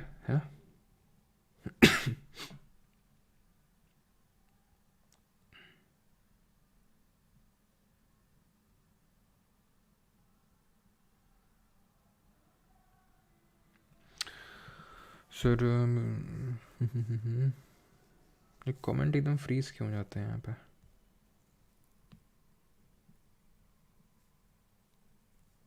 सर अच्छा हाँ, सुभाष चंद्र बोस ने कहाँ से मतलब इनको वो दिया था फादर ऑफ नेशन? तो ये रेडियो, मतलब सिंगापुर रेडियो था। ठीक है, वहाँ से सिंगापुर में एक रेडियो के थ्रू उन्होंने बोला था, जब ये एक्चुअल में दिल्ली चलो कैंपेन लीड करने वाले थे। और गांधी जी को उन्होंने ये एड्रेस किया था, और गांधी जी को मतलब ये विश किया था कि अब हम जो है अपना लास्ट फ्रीडम स्ट्रगल जो है एक यहाँ से अब स्टार्ट करने जा रहे हैं, तो आपकी विशेष चाहते हैं, तो इस तरह से। ठीक है, तो ये चीज़ यहाँ तक क्लियर। अब आगे बढ़ते हैं, अब कुछ आईने ट्रायल्स देखते हैं। जब इन लोगों को अरेस्ट कर लिया गया, जो इंडियन नेशनल आर्मी के सोल्जर्स थे उनको अरेस्ट कर लिया गया, और जब उनको अरेस्ट कर लिया गया तो उनके खिलाफ ट्रायल्स चलाए गए। और सबसे पहले ट्रायल्स हुए आईएनए ट्रायल्स, इनको बोलते हैं INA trials, Indian national army के ट्रायल। और ये सबसे जो पहला ट्रायल चलाया गया, सबसे जो पहला ट्रायल चलाया गया वो चलाया गया नवंबर 1945 में। मतलब एग्जैक्ट मंथ याद करने की ज़रूरत नहीं है, बस 1945 याद रखना। 3 सोल्जर्स के खिलाफ चलाया गया, और कोइंसिडेंटली वो एक हिंदू, एक मुस्लिम और एक सिख थे। उसमें हिंदू थे प्रेम कुमार सहगल, डॉक्टर सहगल, ठीक है, और शहनवाज खान, और तीसरे गुरबख्श सिंह ढिल्लन। तो आप यहाँ पे देख सकते हैं कि ढिल्लन साहब हमारे पंजाबी, सिख, मुस्लिम और हिंदू। तो क्योंकि हिंदू भी है, मुस्लिम भी, सिख भी है, तो कंट्री इसमें यूनाइट हो गई पूरी तरह से। सिर्फ कंट्री ही नहीं यूनाइट हुई, मुस्लिम लीग, कांग्रेस भी यूनाइट हो गया एक तरह से। और इनके डिफेंस में आए काफ़ी सारे लीडर्स, जैसे कि काफ़ी सारे मतलब लॉयर और एडवोकेट्स हम बोल सकते हैं, भूला भाई देसाई, तेज बहादुर सप्रू, जवाहरलाल नेहरू, अरुणा असफ अली, ये सब लोग इनके डिफेंस में आए। और जब इन्होंने देखा कि पूरी कंट्री यूनाइट हो गई है, तो इन्होंने एक तरह से इनको रिलीज़ कर दिया। वह नहीं तो आप समझ सकते हैं कि अगर ये टाइम होता, मान लेते हैं 1930s का, 1920s का, जब भगत सिंह जी लोगों को हैंग किया गया था, तो क्या होता, इनको भी हैंग कर दिया जाता। ठीक है, बट आईएनए ट्रायल क्यों चलाया गया तो क्लियर है ना, क्योंकि इन लोगों ने विद्रोह किया है, किसके खिलाफ? ब्रिटिशर्स के खिलाफ। तो जब जापान ने सरेंडर कर दिया तो इन्होंने भी सरेंडर इनको भी करना पड़ा, तो इन लोगों को अरेस्ट कर लिया गया था। अब क्योंकि उस समय यहाँ पे जापान के खिलाफ एग्रेशन चल रहा था ब्रिटेन का, तो इंडियन नेवी में लोग काफ़ी रिक्रूटमेंट कर रहे थे। कौन? ब्रिटिशर्स, बहुत रिक्रूटमेंट किए। और मोस्टली रिक्रूटमेंट किसका करेंगे? इंडियंस का। और उनसे बहुत ही मीनियल टास्क कराए, मतलब बहुत ही कि झाड़ू लगाओ, ये सारी। और उनको बोलते हैं रेटिंग्स। रेटिंग्स वो होते हैं जो ये मीनियल टास्क करते हैं, एकदम जो सबसे निचली पोस्ट आप बोल सकते हो नेवी में। तो उन्हीं में से एक मतलब बोल सकते हो कि रॉयल इंडियन नेवी की एक थी आईएनएस, क्या उसका नाम था? एचएमएस तलवार। ठीक है, एचएमएस तलवार करके एक रेटिंग थी, और उसने यहाँ पे प्रोटेस्ट कर दिया। कब? 1946 में, 1946 में, 1946 में इन लोगों ने, 14 फरवरी का डेट था। ठीक है, 14 फरवरी है कि नहीं? तो इतना इंपॉर्टेंट डेट है तो ये कैसे भूल सकते हैं? तो 14 फरवरी 1946 को ये लोग प्रोटेस्ट कर देते हैं। क्यों? क्योंकि वहाँ पे कंडीशन सही नहीं है, खाना सही नहीं है, बहुत ही वो किया जा रहा है। और ये उस दिन इन लोगों को ये बोला गया था कि ब्रिटेन के झंडे लगाओ और ये सारी चीज़ें करो। और इन लोगों ने क्या उस पर लिख दिया, जो मतलब शिप था उसमें इन लोगों ने लिख दिया मतलब क्विट इंडिया, यानी भारत छोड़ो, और इंडिया के झंडे मतलब लगा दिए, ठीक है। और एक तरह से इन लोगों ने खाने को लेके, खाना मतलब इसलिए चूज़ किया बिकॉज गांधी जी ने सॉल्ट चूज़ किया था 1930 में सिविल डिसोबीडियंस करने के लिए। तो इन लोगों ने सोचा कि हम यहाँ पे खाने को चूज़ करेंगे और उसको एक मुद्दा बनाएंगे प्रोटेस्ट का, ठीक है। बट इन लोगों को बाद में सरेंडर करना पड़ा कुछ दिनों बाद। और मतलब इनको जो इंडियन लीडर्स थे उन्होंने बोला कि आप सरेंडर कर दो, नहीं तो फिर ऐसे में वो लोग आपके खिलाफ कुछ भी कर सकते हैं, इसलिए सरेंडर करने को बोल दिया हम। तो ये इसको हम इस नाम से जानते हैं, RIN म्यूटिनी। RIN का मतलब है रॉयल इंडियन नेवी, और वहाँ पर एक म्यूटिनी हुई थी वो, ठीक है। तो फरवरी 1946 में होती है, ठीक है। और ये एक तरह की फाइनल म्यूटिनी होती है, जो हम समझ सकते हैं एक तरह का फाइनल प्रोटेस्ट होता है इनके खिलाफ। इसके बाद अब कुछ नहीं, क्यों? क्योंकि अब हम आज़ादी बढ़ने की ओर अग्रसर हैं। कैबिनेट मिशन प्लान को बुला लेते हैं जल्दी से भारत में। कैबिनेट मिशन प्लान, हाँ कैबिनेट मिशन प्लान, क्यों? क्लीमेंट एटली जो है उस समय प्राइम मिनिस्टर था, ठीक है।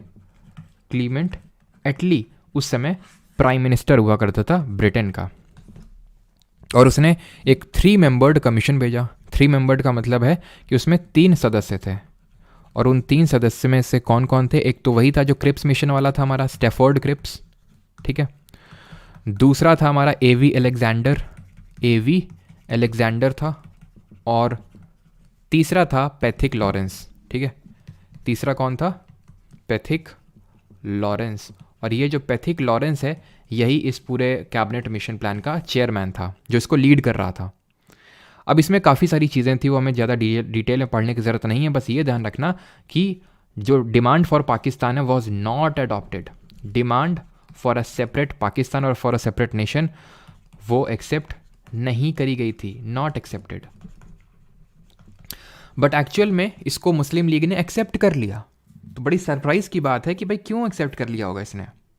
तो इसलिए क्योंकि इसमें एक ग्रुपिंग का, रीजनल ग्रुपिंग का एक प्रोविजन था कि भाई ग्रुपिंग बना सकते हो आप, कि ऐसे ग्रुपिंग्स, ठीक है। कि भाई इसको लगा अब जिन्ना को कि भाई देखो ऐसा ऐसा है, देखो यहाँ पे पूरा मतलब इस तरह से इंडिया था, ठीक है। इस तरह से आप इंडिया समझ सकते हो। तो इसको लगा यहाँ पे मुस्लिम मेजोरिटी एरिया, यहाँ पे मुस्लिम मेजोरिटी एरिया, आराम से निकाल लेंगे क्या अपने अलग 2 नेशन निकलेंगे। हम तो एक ही सोच रहे 2 निकलेंगे यहाँ पे। तो हुआ भी वही बाद में। लेकिन जब जवाहरलाल नेहरू का ये स्टेटमेंट उसने सुना, नेहरू जी का ये स्टेटमेंट सुना कि ये जो ग्रुपिंग है ये कंपलसरी नहीं है, ये चाहें तो लें, ना चाहें तो ना लें, और एक्चुअल में जो ये है सब इंडिया का पार्ट ही बनेंगे। जब ये इसने सुना तो इसको लगा जिन्ना को अब बात ऐसे नहीं बनेगी, देखो नहीं तो अब क्योंकि ये अब तो जाने ही वाले हैं ब्रिटिशर, और अब अगर हमने कुछ एक्शन नहीं लिया तो फिर हमें दिक्कत हो जाएगी। तो इसने क्या निर्देश दिए जिन्ना ने? अपनी करतूत इसने दिखा दी, अपनी हरकत जो है इसने दिखा दी। वो ये है, इसने निर्देश दिए सभी मुस्लिम्स को कि 16 अगस्त 1946 को ऑब्जर्व डायरेक्ट एक्शन डे। 16 अगस्त वही दिन है जिस दिन पाकिस्तान अपना, ठीक है, खैर छोड़ो, वो तो 14 अगस्त को मनाता है। तो ऑब्जर्व डायरेक्ट एक्शन डे, ठीक है। डायरेक्ट एक्शन डे ऑब्जर्व करो, यानी कि डायरेक्ट एक्शन डे का मतलब ये है कि मार काट मचा दो, हिंदुओं को जहाँ दिख जाए मारो, ठीक है। तो अब यहाँ पे मैं हिंदू मुस्लिम नहीं करना चाहता हूँ कि भाई कितना किसने मारे, बट हाँ बहुत सारी यहाँ पे किलिंग्स हुई, बहुत सारे। और मेन इनको हम कैलकाटा किलिंग्स के नाम से जानते हैं, बिकॉज जो मेन सेंटर रहा किलिंग्स का वो मेन कैलकाटा था। कैलकाटा किलिंग्स के नाम से जानी जाती हैं। और वहाँ पे एक जगह थी नोआखली। जब हमारे देश का पार्टीशन हो जाता और जब हम आज़ादी दिवस मना रहे थे, गांधी जी यहीं पे थे। आपसे कई बार पूछता है कि 15 अगस्त 1947 को गांधी जी कहाँ पे थे? तो गांधी जी उस समय नोआखली में थे, क्योंकि वो कैलकाटा जो किलिंग्स हुई थी वहाँ पे डायरेक्ट एक्शन डे की वजह से, तो वो इस वजह से वो वहाँ पे गए थे।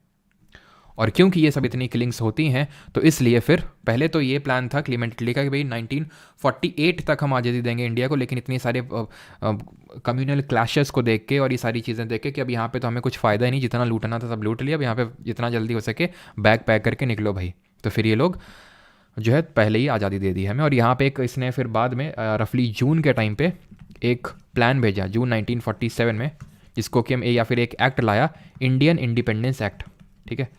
इंडियन इंडिपेंडेंस एक्ट ऑफ 1947, मतलब पूरी तरह से इंडिया को ट्रांसफ़र ऑफ पावर करने के लिए इंडिया और पाकिस्तान को ये एक्ट लाया गया। माउंट बैटन को भेजा, तो इसको माउंट बैटन प्लान के नाम से भी जानते हैं। और माउंट बैटन प्लान, ठीक है, माउंट बैटन जो है last governor general of India बना, ठीक है, last governor general of India, अगर आपको याद आ रहा हो तो last governor general of India बना। और इसके बाद ये पोस्ट जो है आज़ादी के बाद ट्रांसफ़र कर दी गई, किसको, कमेंट बताएंगे आप, सी से उनका नाम चालू होता है, देखते हैं कितने लोग बता पाते हैं। ठीक है, तो चलो बता देते हैं, नहीं तो फिर क्या ही इस बात में रेस्पॉन्स वो रखना सस्पेंस। सी राजगोपालाचारी, ठीक है, सी राजगोपालाचारी, गोपालाचारी, ठीक है।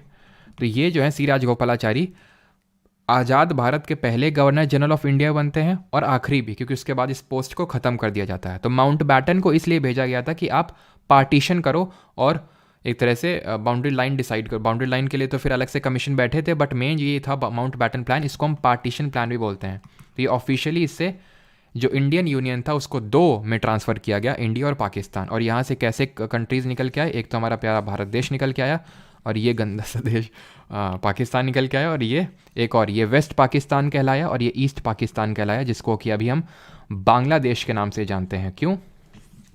क्योंकि 1971 में 1971 में हमने इस बड़े बेटे से अपने छोटे बेटे को आज़ाद करवा दिया। क्यों आज़ाद करवा दिया? उसमें हमारे कोई मतलब इस तरह से नहीं, इनके खिलाफ हम कोई बहुत ज़्यादा, ये हमारे मित्र हैं बहुत ज़्यादा, ऐसा कुछ नहीं है। मेन ये है एक्चुअल में कि ये लोग डिज़ास्टर्स प्रूव हो रहे थे इंडिया के लिए। ये जो वेस्ट पाकिस्तान है, ईस्ट पाकिस्तान का यूज़ करके इंडिया में बहुत सारी गलत एक्टिविटीज़ को फैला रहा था, तो इसलिए इसको अलग करना हमारे लिए ज़रूरी हो चुका था। तो 1971 में इंदिरा गांधी जी के टाइम पे इसको अलग किया जाता है, और एक शिमला एग्रीमेंट भी साइन होता है इंडिया और पाकिस्तान के बीच में, ठीक है, शिमला एग्रीमेंट 1971 में, ठीक है। और ये साइन होता है इंदिरा गांधी और उस समय का ब्रिटेन का प्राइम मिनिस्टर था वो भुट्टो करके उसका नाम था, क्या एग्जैक्ट नेम था उसका, जुल्फ़िकार भुट्टो, ठीक है, जुल्फ़िकार भुट्टो और इंदिरा गांधी, उनके बीच में साइन हुआ था कि भाई हम अपने बायलैटरल रिलेशंस को नहीं तोड़ेंगे, ऐसे ही मेंटेन रखेंगे, ठीक है। क्योंकि 1971 में हमें पता है वॉर हुआ था, युद्ध हुआ था इंडिया और पाकिस्तान के बीच में, जो इंडिया जीत गया था ऑब्वियसली, ठीक है। तो इसलिए इस शिमला एग्रीमेंट बाद में हुआ था। तो यहाँ पर अब हमें मिल चुकी है आज़ादी, ठीक है। क्लियर यहाँ तक सभी को? अब किसी का कोई डाउट हो तो पूछ लो, देन हम लोग अभी करेंगे क्वेश्चन इस टॉपिक के।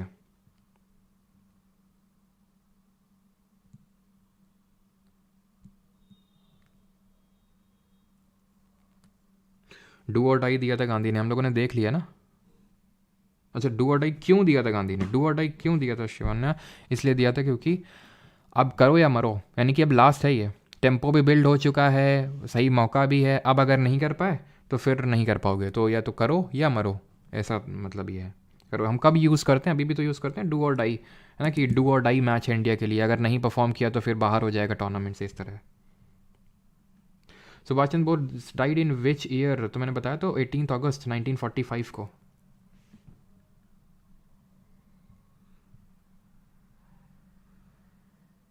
अच्छा कुछ डाउट नहीं, क्वेश्चन करवा दें, ठीक है।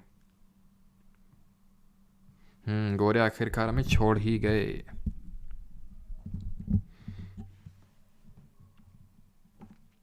वो बैटल अब नहीं देखेंगे, ठीक है, वो तो मैंने 1971 वाला इसलिए बता दिया बिकॉज यहाँ पे हम लोग उस चीज़ को कर रहे थे, ठीक है। चलो भाई, तो अब वक्त आ गया है क्वेश्चंस को अटेम्प्ट करने का। करा जाए क्वेश्चंस को अटेम्प्ट। अब क्वेश्चंस करते हैं, क्वेश्चंस हम लोग के बहुत सारे पेंडिंग हैं, और वो क्वेश्चंस अब हम करेंगे एक एक करके, जल्दी जल्दी करिए। फिज़िक्स नहीं हुआ सर? अच्छा, फिज़िक्स नहीं हुआ विशाल तिवारी। अभी हम एच सी वर्मा और डी सी पांडे, और ये तुम अभी रुको, तो क्या क्या तुमको पढ़ाएंगे अभी फिज़िक्स में हम? गांधी जी को किसने मारा? अच्छा बहुत तेज हो रहे हो। तो गांधी जी को नाथूराम गोडसे ने मारा था, है ना? कब मारा था? 30 जनवरी को मारा था, दिल्ली में उनकी हत्या हुई थी। और गांधी जी का जो समाधि स्थल है उसको हम राजघाट के नाम से जानते हैं। जो गांधी जी का समाधि स्थल है उसको हम राजघाट के नाम से जानते हैं। और एक्चुअल में गोडसे ने ये बोला था कि जब मैं मर जाऊं तो मेरी अस्थियां जो हैं वो मतलब पानी में ना फेंकी जाए, फिर कुछ भी ना किया जाए। जब इंडिया और मतलब जब रीयूनियन हो जाए, जो पाकिस्तान अलग हुआ, जो कि एक्चुअल में बांग्लादेश भी है उसी में आता है, तो तब मेरी अस्थियों को इंडस रिवर में, सिंधु रिवर में जो है फेंका जाए। ये उसके फाइनल वर्ड्स हैं। तो ऑप्शन नंबर ए आंसर होगा 1869, 2 अक्टूबर 1869 पुतली बाई का मदर का नेम था और जो करमचंद इनके फादर का नाम था। ठीक है, अगला क्वेश्चन है, जल्दी जल्दी क्वेश्चन करेंगे बिकॉज काफ़ी क्वेश्चन है। ठीक है, क्वांटम फिजिक्स करवाएंगे, तुम चिंता क्या कर रहे हो, क्वांटम फिजिक्स, मॉडर्न फिजिक्स, इतना फिजिक्स करवाएंगे तुमको कि तुम सोचोगे कहाँ हम आ गए एसएससी में, फिर से 12th का फॉर्म भरते हैं और जेई का पेपर देते हैं। Which of the following Indian freedom fighter said that be the change you wish to see in the world. किसने बोला था? ये गांधी जी ने बोला था कि जो चेंज आप देखना चाहते हैं विश्व में, पहले वो खुद अपने अंदर लाइए। बात तो सही है। डू और डाई का स्लोगन किसने दिया था? करो या मरो का किसने दिया था? बाल गंगाधर तिलक। अभी देखा, मतलब इसमें टाइम नहीं लगना चाहिए कि हम ऑप्शन पढ़ूँ।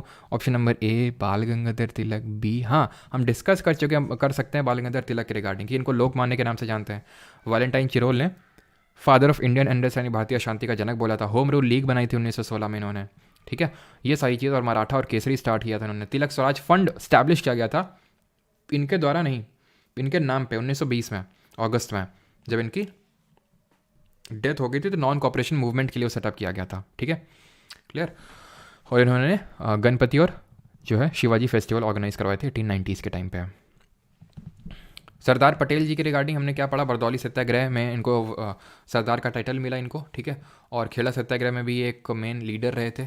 ठीक है, अगला क्वेश्चन है ऑप्शन नंबर सी इसका सही आंसर हो जाएगा, महात्मा गांधी। ठीक है, अगले क्वेश्चन पे आते हैं। In the dash Sarojini Naidu persuaded Mahatma Gandhi to allow women to join the movement. तो किस मूवमेंट में सरोजिनी नायडू ने परसुएट किया था गांधी जी को कि भाई वेमेंस को भी अलाउ करिए मूवमेंट ज्वाइन करने के लिए? QIM, चंपारण, सॉल्ट सत्याग्रह, फिर नॉन कॉपरेशन मूवमेंट। तो ये एक्चुअल में था CDM, सरोजिनी नायडू। अगर आपको याद आ रहा हो, सिविल डिसोबीडियंस मूवमेंट को लीड करी थी कहाँ से? धारसाना से। ठीक है, धारसाना से इन्होंने लीड किया था गुजरात में, मैंने कल भी बताया था, जो कि डांडी के पास पड़ती है जगह। तो आंसर क्या होगा? सॉल्ट सत्याग्रह। कब स्टार्ट हुआ था ये जल्दी से बताएंगे? 12 मार्च को स्टार्ट हुआ था। कब तक चला था? 6 अप्रैल तक चला था। कितने डेलीगेट्स थे गांधी जी के साथ? 78 थे। साबरमती से लेकर डांडी तक का मार्च निकाले थे गांधी जी। ठीक है, आगे बढ़ते हैं। In which of the following years did Subhash Chandra Bose refer to Mahatma Gandhi as the father of nation? यानी कि निम्नलिखित में से किस वर्ष सुभाष चंद्र बोस ने महात्मा गांधी को राष्ट्रपिता कहा था? किस साल कहा था? तो अभी मैंने बताया रेडियो सिंगापुर 1944 ऑप्शन नंबर। ये तो होगा नहीं ऑप्शन, बिकॉज 1939 में तो वो वहीं पे थे। ठीक है, तो आंसर होगा यहाँ पे 1944। ठीक है, ऑप्शन नंबर बी आंसर होगा। अगला क्वेश्चन है ये, आफ्टर डैश नहीं 42 नहीं होगा, 1944 ही होगा सिंगापुर में। ठीक है, आप चेक भी कर सकते हो अगर आपको डाउट है तो। After dash Mahatma Gandhi called off the non cooperation movement. Gandhi ji ने क्यों असहयोग आंदोलन को वापस ले लिया? हम सभी जानते हैं, चौरी चौरा हत्याकांड हुआ था। ठीक है, ऑप्शन नंबर बी। कब हुआ था? 1922 में। मुझे लगा भूत आ गया। Question number 7, the all India Khilafat conference in November 1999 took place at. क्योंकि आज मैं हूँ अकेला और मुझे लग रहा है डर एकदम, मुझे बार बार लग रहा है पीछे से भूत आ गया। तुम लोग डराते रहते हो ना सर, भूत की कहानी सुनाओ। अगला क्वेश्चन है नवंबर 1919। तो किसने मतलब जो ऑल इंडिया कॉन्फ्रेंस, खिलाफत कॉन्फ्रेंस कहाँ पे हुई? तुम लोगों ने देखा था दिल्ली में हुई थी ये। ठीक है, जहाँ पे डिसाइड किया था कि भाई नॉन कोऑपरेट करेंगे गवर्नमेंट के साथ, और गांधी जी ने इसमें अपॉर्चुनिटी देखी थी कि भाई हिंदूज़ को भी इसमें मिला लेते हैं। कांग्रेस इन्होंने बोला, कांग्रेस ने पहले मना कर दिया, बाल गंगाधर तिलक भी उस समय जिंदा थे, मना कर दिया, और जब उनकी डेथ हो गई उसके बाद कैलकाटा सेशन में अप्रूव किया, नागपुर सेशन में एंडोर्स किया और नॉन कोऑपरेशन को लॉन्च कर दिया। ठीक है, in dash doctor Bhimrao Ambedkar negotiated the Poona pact with Mahatma Gandhi. तो वो कौन सा साल था? 1932, 30, 33 या फिर 31? तो सही आंसर क्या होगा? सही आंसर होगा ऑप्शन नंबर ए 1932, 1932। अगला क्वेश्चन है ये, who among the following called Netaji Subhash Chandra Bose a patriot of patriots? बताओ।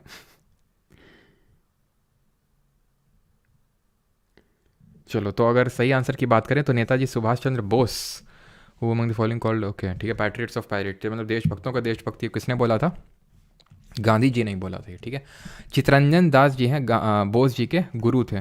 ठीक है, बोस जी के पॉलिटिकल गुरु थे, राजनीतिक, जैसे कि महात्मा गांधी के कौन थे? जल्दी से आप बताएंगे कमेंट में। अगला क्वेश्चन है 10th number, the pact signed between Indian national Congress and all India Muslim league in 1916। कितना आसान है, 1907 में स्प्लिट हुआ सूरत स्प्लिट, और 1916 में लखनऊ सेशन में पैक्ट साइन हुआ, जहाँ पर इन लोगों ने ज्वाइंट डिमांड्स रखी, और उन ज्वाइंट डिमांड्स को, उनमें से कुछ डिमांड्स को government of India act 1919 Montagu Chelmsford reforms में अडॉप्ट किया गया, माना गया। 11th, who among the following founded the Swaraj party 1923? अब अगर तुमने गलत कर दिया ना, सही बता रहे हैं इंस्टाग्राम की कसम तुमको फिर मुठवा लेंगे तुम्हारे घर से। आज ही हमने रील डाली है, ठीक है, इंस्टाग्राम पे, और बहुत मेहनत लगती है उसमें, तो इस वजह से थोड़ा तो उसका इज्जत करो। और आंसर क्या होगा इसका? CR दास और मोतीलाल नेहरू। इसके पहले प्रेसिडेंट थे CR दास और मोतीलाल नेहरू पहले सेक्रेटरी थे।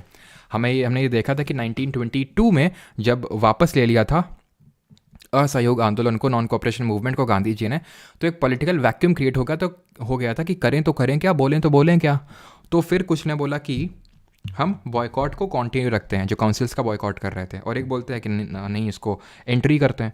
तो जो बोल रहे थे कंटिन्यू रखते हैं, नहीं कोई चेंज नहीं करते हैं, नो चेंजर्स, और जो दूसरे वालों को बोला प्रो चेंजर्स। गांधी जी पहले initially was opposed to the pro changers, but finally 1924 में जब गांधी जी जेल से छूट के आते हैं, बेलगाम सेशन होता है कांग्रेस का, जो ओनली सेशन है दैट गांधी जी प्रिसाइडेड, वहाँ पे वो स्वराज के तरफ अपना सपोर्ट दिखाते हैं, प्रो चेंजर्स की तरफ, जिन्होंने ऑल इंडिया खिलाफत स्वराज पार्टी बनाई थी 1923 में।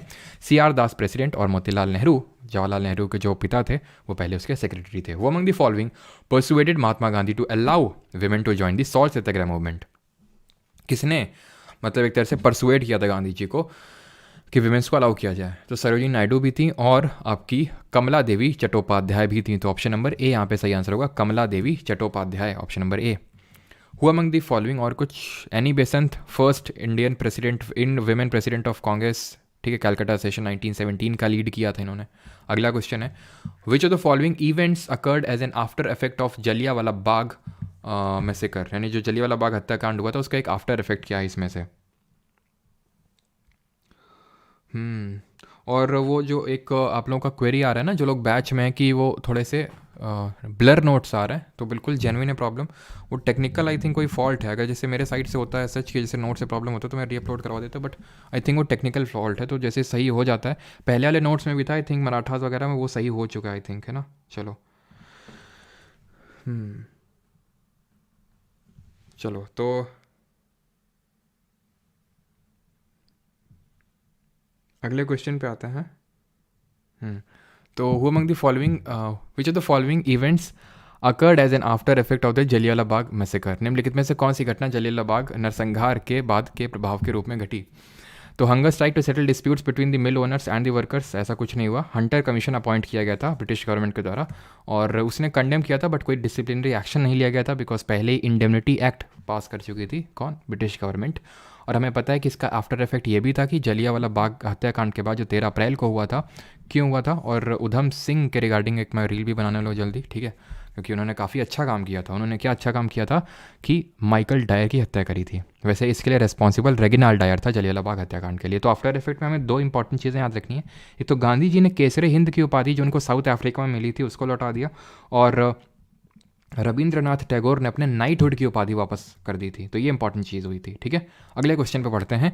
और अरेस्ट किसकी हुई थी? जिसके ऐसे लोग इकट्ठा हुए थे, और वो बैसाखी का भी दिन था 13 अप्रैल। मेन ये था कि सैफुद्दीन किचलू और डॉक्टर सत्यपाल की अरेस्ट हुई थी। वो जो रॉलेट सत्याग्रह हुआ था, एंटी रॉलेट मतलब रॉलेट एक्ट के खिलाफ जो रॉलेट सत्याग्रह हुआ था, उसमें उन लोगों की अरेस्ट हुई थी, जिसको कि ब्लैक एक्ट बोला था गांधी जी ने। Who among the following was a leader of खिलाफत मूवमेंट? का लीडर कौन था? मौलाना अली, शौकत अली, ये सब लीडर थे। और कौन था? हसरत मोहनी, मौलाना अबुल कलाम आज़ाद, जो कि हमारे देश के पहले एजुकेशन मिनिस्टर और कांग्रेस के यंगेस्ट प्रेसिडेंट भी रहे थे eight the age of 35। Bhagat Singh 1926 Punjab नौजवान भारत सभा, 1928 सॉन्डर्स की हत्या, 1929 Bombay central legislative assembly, 1931 23 March was hanged. ठीक। ज्योतिबा फूले 1873 क्या बनाया था उन्होंने? जल्दी से बताइए। सत्य शोधक समाज बनाया था, और गुलामगिरी और सार्वजनिक सत्य धर्म इनकी किताबों का नाम है। In which year did Mahatma Gandhi first introduced a nation wide satyagraha in India? पहला नेशन वाइड, पहला इंपॉर्टेंट है, पहला नेशन वाइड सत्याग्रह। तो देखिए 1915 में तो 9 जनवरी को गांधी जी वापस ही आए थे साउथ अफ्रीका से, प्रवासी भारतीय दिवस। 1917 चंपारण, 1918 अहमदाबाद मिल स्ट्राइक, 1918 खेड़ा सत्याग्रह। ठीक है, बैक टू बैक इन्होंने 3 हिट्स मारे। और उसके बाद, बट ये ऑल इंडिया नहीं थे, चंपारण बिहार में लिमिटेड था ये। 1988 1918 अहमदाबाद, खेड़ा अगेन, खेड़ा गुजरात में पड़ता है, तो ऑल इंडिया नहीं था। ऑल इंडिया 1919 में रॉलेट एक्ट के खिलाफ जो है पहला नेशन वाइड सत्याग्रह इन्होंने ऑर्गेनाइज किया था। क्लियर? आगे बढ़ते हैं। Which of the following is not a reason for showing down showing down the, okay चलो पढ़ लेते हैं statements. Due to the absence of alternative Indian institution, boycott of British institution propose a problem. Leaders of movement shifted their focus toward domestic work, thus created a void. Many lawyers resigned, but then absence of income for a longer period of time compelled them to rejoin. Khadi cloth was often the more expensive in the mass-produced mill cloth, and poor people could not afford it. Question I think showing का मतलब क्या है? Which is not written for showing down the. I think answer मतलब statement पढ़ के जो मुझे थोड़ा सा लग रहा है आंसर यहाँ पे ऑप्शन नंबर डी होना चाहिए, बट मुझे कंफर्म करना पड़ेगा कि ये शोइंग एक्चुअल में था क्वेश्चन में कि टाइपिंग मेरे इसमें मिस्टेक है कुछ. वैसे आंसर तो डी होना चाहिए अगर सारी चीज़ें सही हैं तो. ठीक है, बाकी इसको मैं स्किप करना चाहूँगा. Question number 17. In which year did Mahatma Gandhi led the Champaran movement against the indigo planters?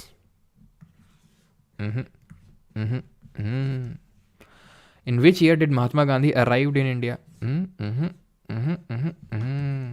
अगला question 19th. In which year did Mahatma Gandhi led a successful mill workers? तो ये सब बताने की जरूरत नहीं, एकदम खटाखट आंसर आने चाहिए आपके. ठीक है, 17 में चंपारण, 18 में अहमदाबाद और खेड़ा दोनों हुए थे. After Mahatma Gandhi's release from prison in January 1931, Congress leaders met at. कहाँ पे कांग्रेस लीडर जो है मिले थे 1931 में, जब उनकी रिलीज़ हो गई थी प्रेजेंस. रिलीज़ क्यों करी थी, किसने करी थी? इरविन ने करवाई थी ताकि पैक्ट साइन करवा सके. पैक्ट साइन हुआ था, इरविन ने कुछ गांधी जी की डिमांड मानी, गांधी जी ने कुछ इरविन की डिमांड मानी. गांधी जी ने क्या डिमांड मानी कि सेकंड राउंड टेबल कॉन्फ्रेंस जो दूसरी गोलमेज सम्मेलन है उसमें हिस्सा लेंगे और सीडीएम को अभी के लिए सस्पेंड कर देंगे. और इरविन ने क्या माना था कि जो लोग कन्विक्टेड नहीं है वायलेंस को उनको रिलीज़ किया जाएगा, सॉल्ट मेकिंग के राइट्स दिए जाएंगे, और जिनकी प्रॉपर्टी सीज करी गई थी अभी थर्ड पार्टी को सेल नहीं करी गई है तो उसको भी वापस कर दिया जाएगा. ठीक है, बट उसके बाद हमें पता है कि इस गांधी इरविन पैक्ट को एंडोर्स करने के लिए और सेकेंड राउंड टेबल कॉन्फ्रेंस में पार्टिसिपेट करने के लिए एक सेशन होता है.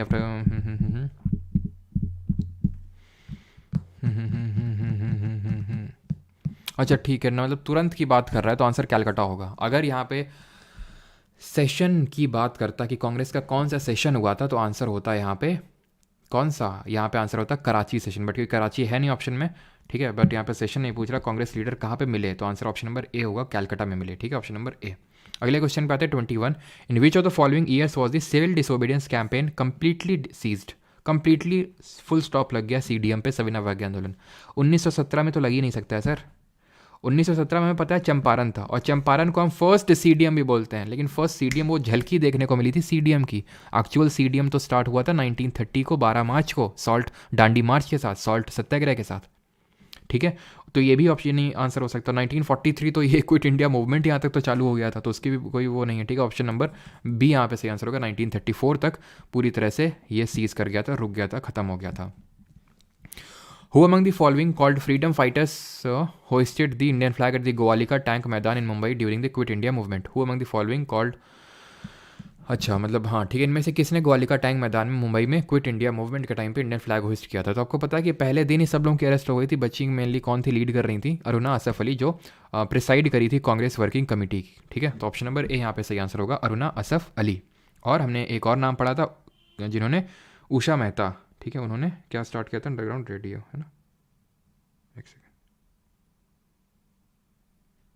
और कल आप लोगों की क्लास होगी करंट अफेयर की 9 बजे. ठीक है, कल करंट अफेयर की क्लास है 9 PM पे, आप लोगों को पता है ना, 9 बजे कल क्लास है. रोशन कुमार पूछ रहे हैं फिजिक्स की क्लास कब होगी. मैं बताता रहा हूँ बेटा, तुम्हें फिजिक्स ऐसा पढ़ाऊंगा ना, अभी रुक जाओ तुम, बस खत्म तो होने दो इसको. ऐसा फिजिक्स पढ़ाऊंगा ना तुम्हें कि तुम HC वर्मा को चैलेंज करोगे सीधे जाके. In the context of Indian freedom fight movement, which of the following years is correctly paired with the event that took place that year? मतलब कौन सा सही है इसमें से, ये आपसे पूछ रहा है. Happy anniversary. अच्छे सुबह नहीं होगा कल. ठीक है, भूत आ गया. अच्छा, तो कल सुबह नहीं होगा, कल रात को होगा 9 बजे. ठीक है, क्योंकि रात को मुझे डर लगता है, तो इसलिए तुम लोगों के साथ जो है मैं सेशन कर लूँगा, तो फिर डर नहीं लगेगा मेरे को, है ना. तो 1915 में, और हम लोग साथ में 12 बजे तक क्लास करेंगे कल, है ना. Gandhi ji return from South Africa, बिल्कुल सही है. 1944 में क्रिप्स मिशन नहीं आया था, 1942 में आया था. फर्स्ट राउंड टेबल कॉन्फ्रेंस 1930 में हुई थी लंदन में, दूसरी 1931 में और तीसरी 1932 में. और क्विट इंडिया रेजोल्यूशन 1945 में नहीं 1942 में अडॉप्ट किया गया था. Question number 24. कल रिविजन नहीं होगा, कल करंट अफेयर की क्लास होगी रात को in which of the following years Motilal Nehru along with 8 other Congress leaders drafted a constitution for India? कब ड्राफ्ट किया था कॉन्स्टिट्यूशन? तुम्हें पता है साइमन कमीशन कब आया था? 1927 में नहीं, 1927 में तो बना था, 28 में आया था। साइमन गो बैक के नारे लगे थे, साइमन चला जा, आगे का शब्द मैं नहीं बोलूँगा, ठीक है? तो साइमन गो बैक के नारे लगे थे, और जब ये नारे लगे थे तो सभी ने यूनानिमसली इसका अपोज किया। और जब बर्किनहेड उस समय जो उस समय बर्किनहेड जो सेक्रेटरी हुआ करता था इंडिया का, उसने क्या बोला?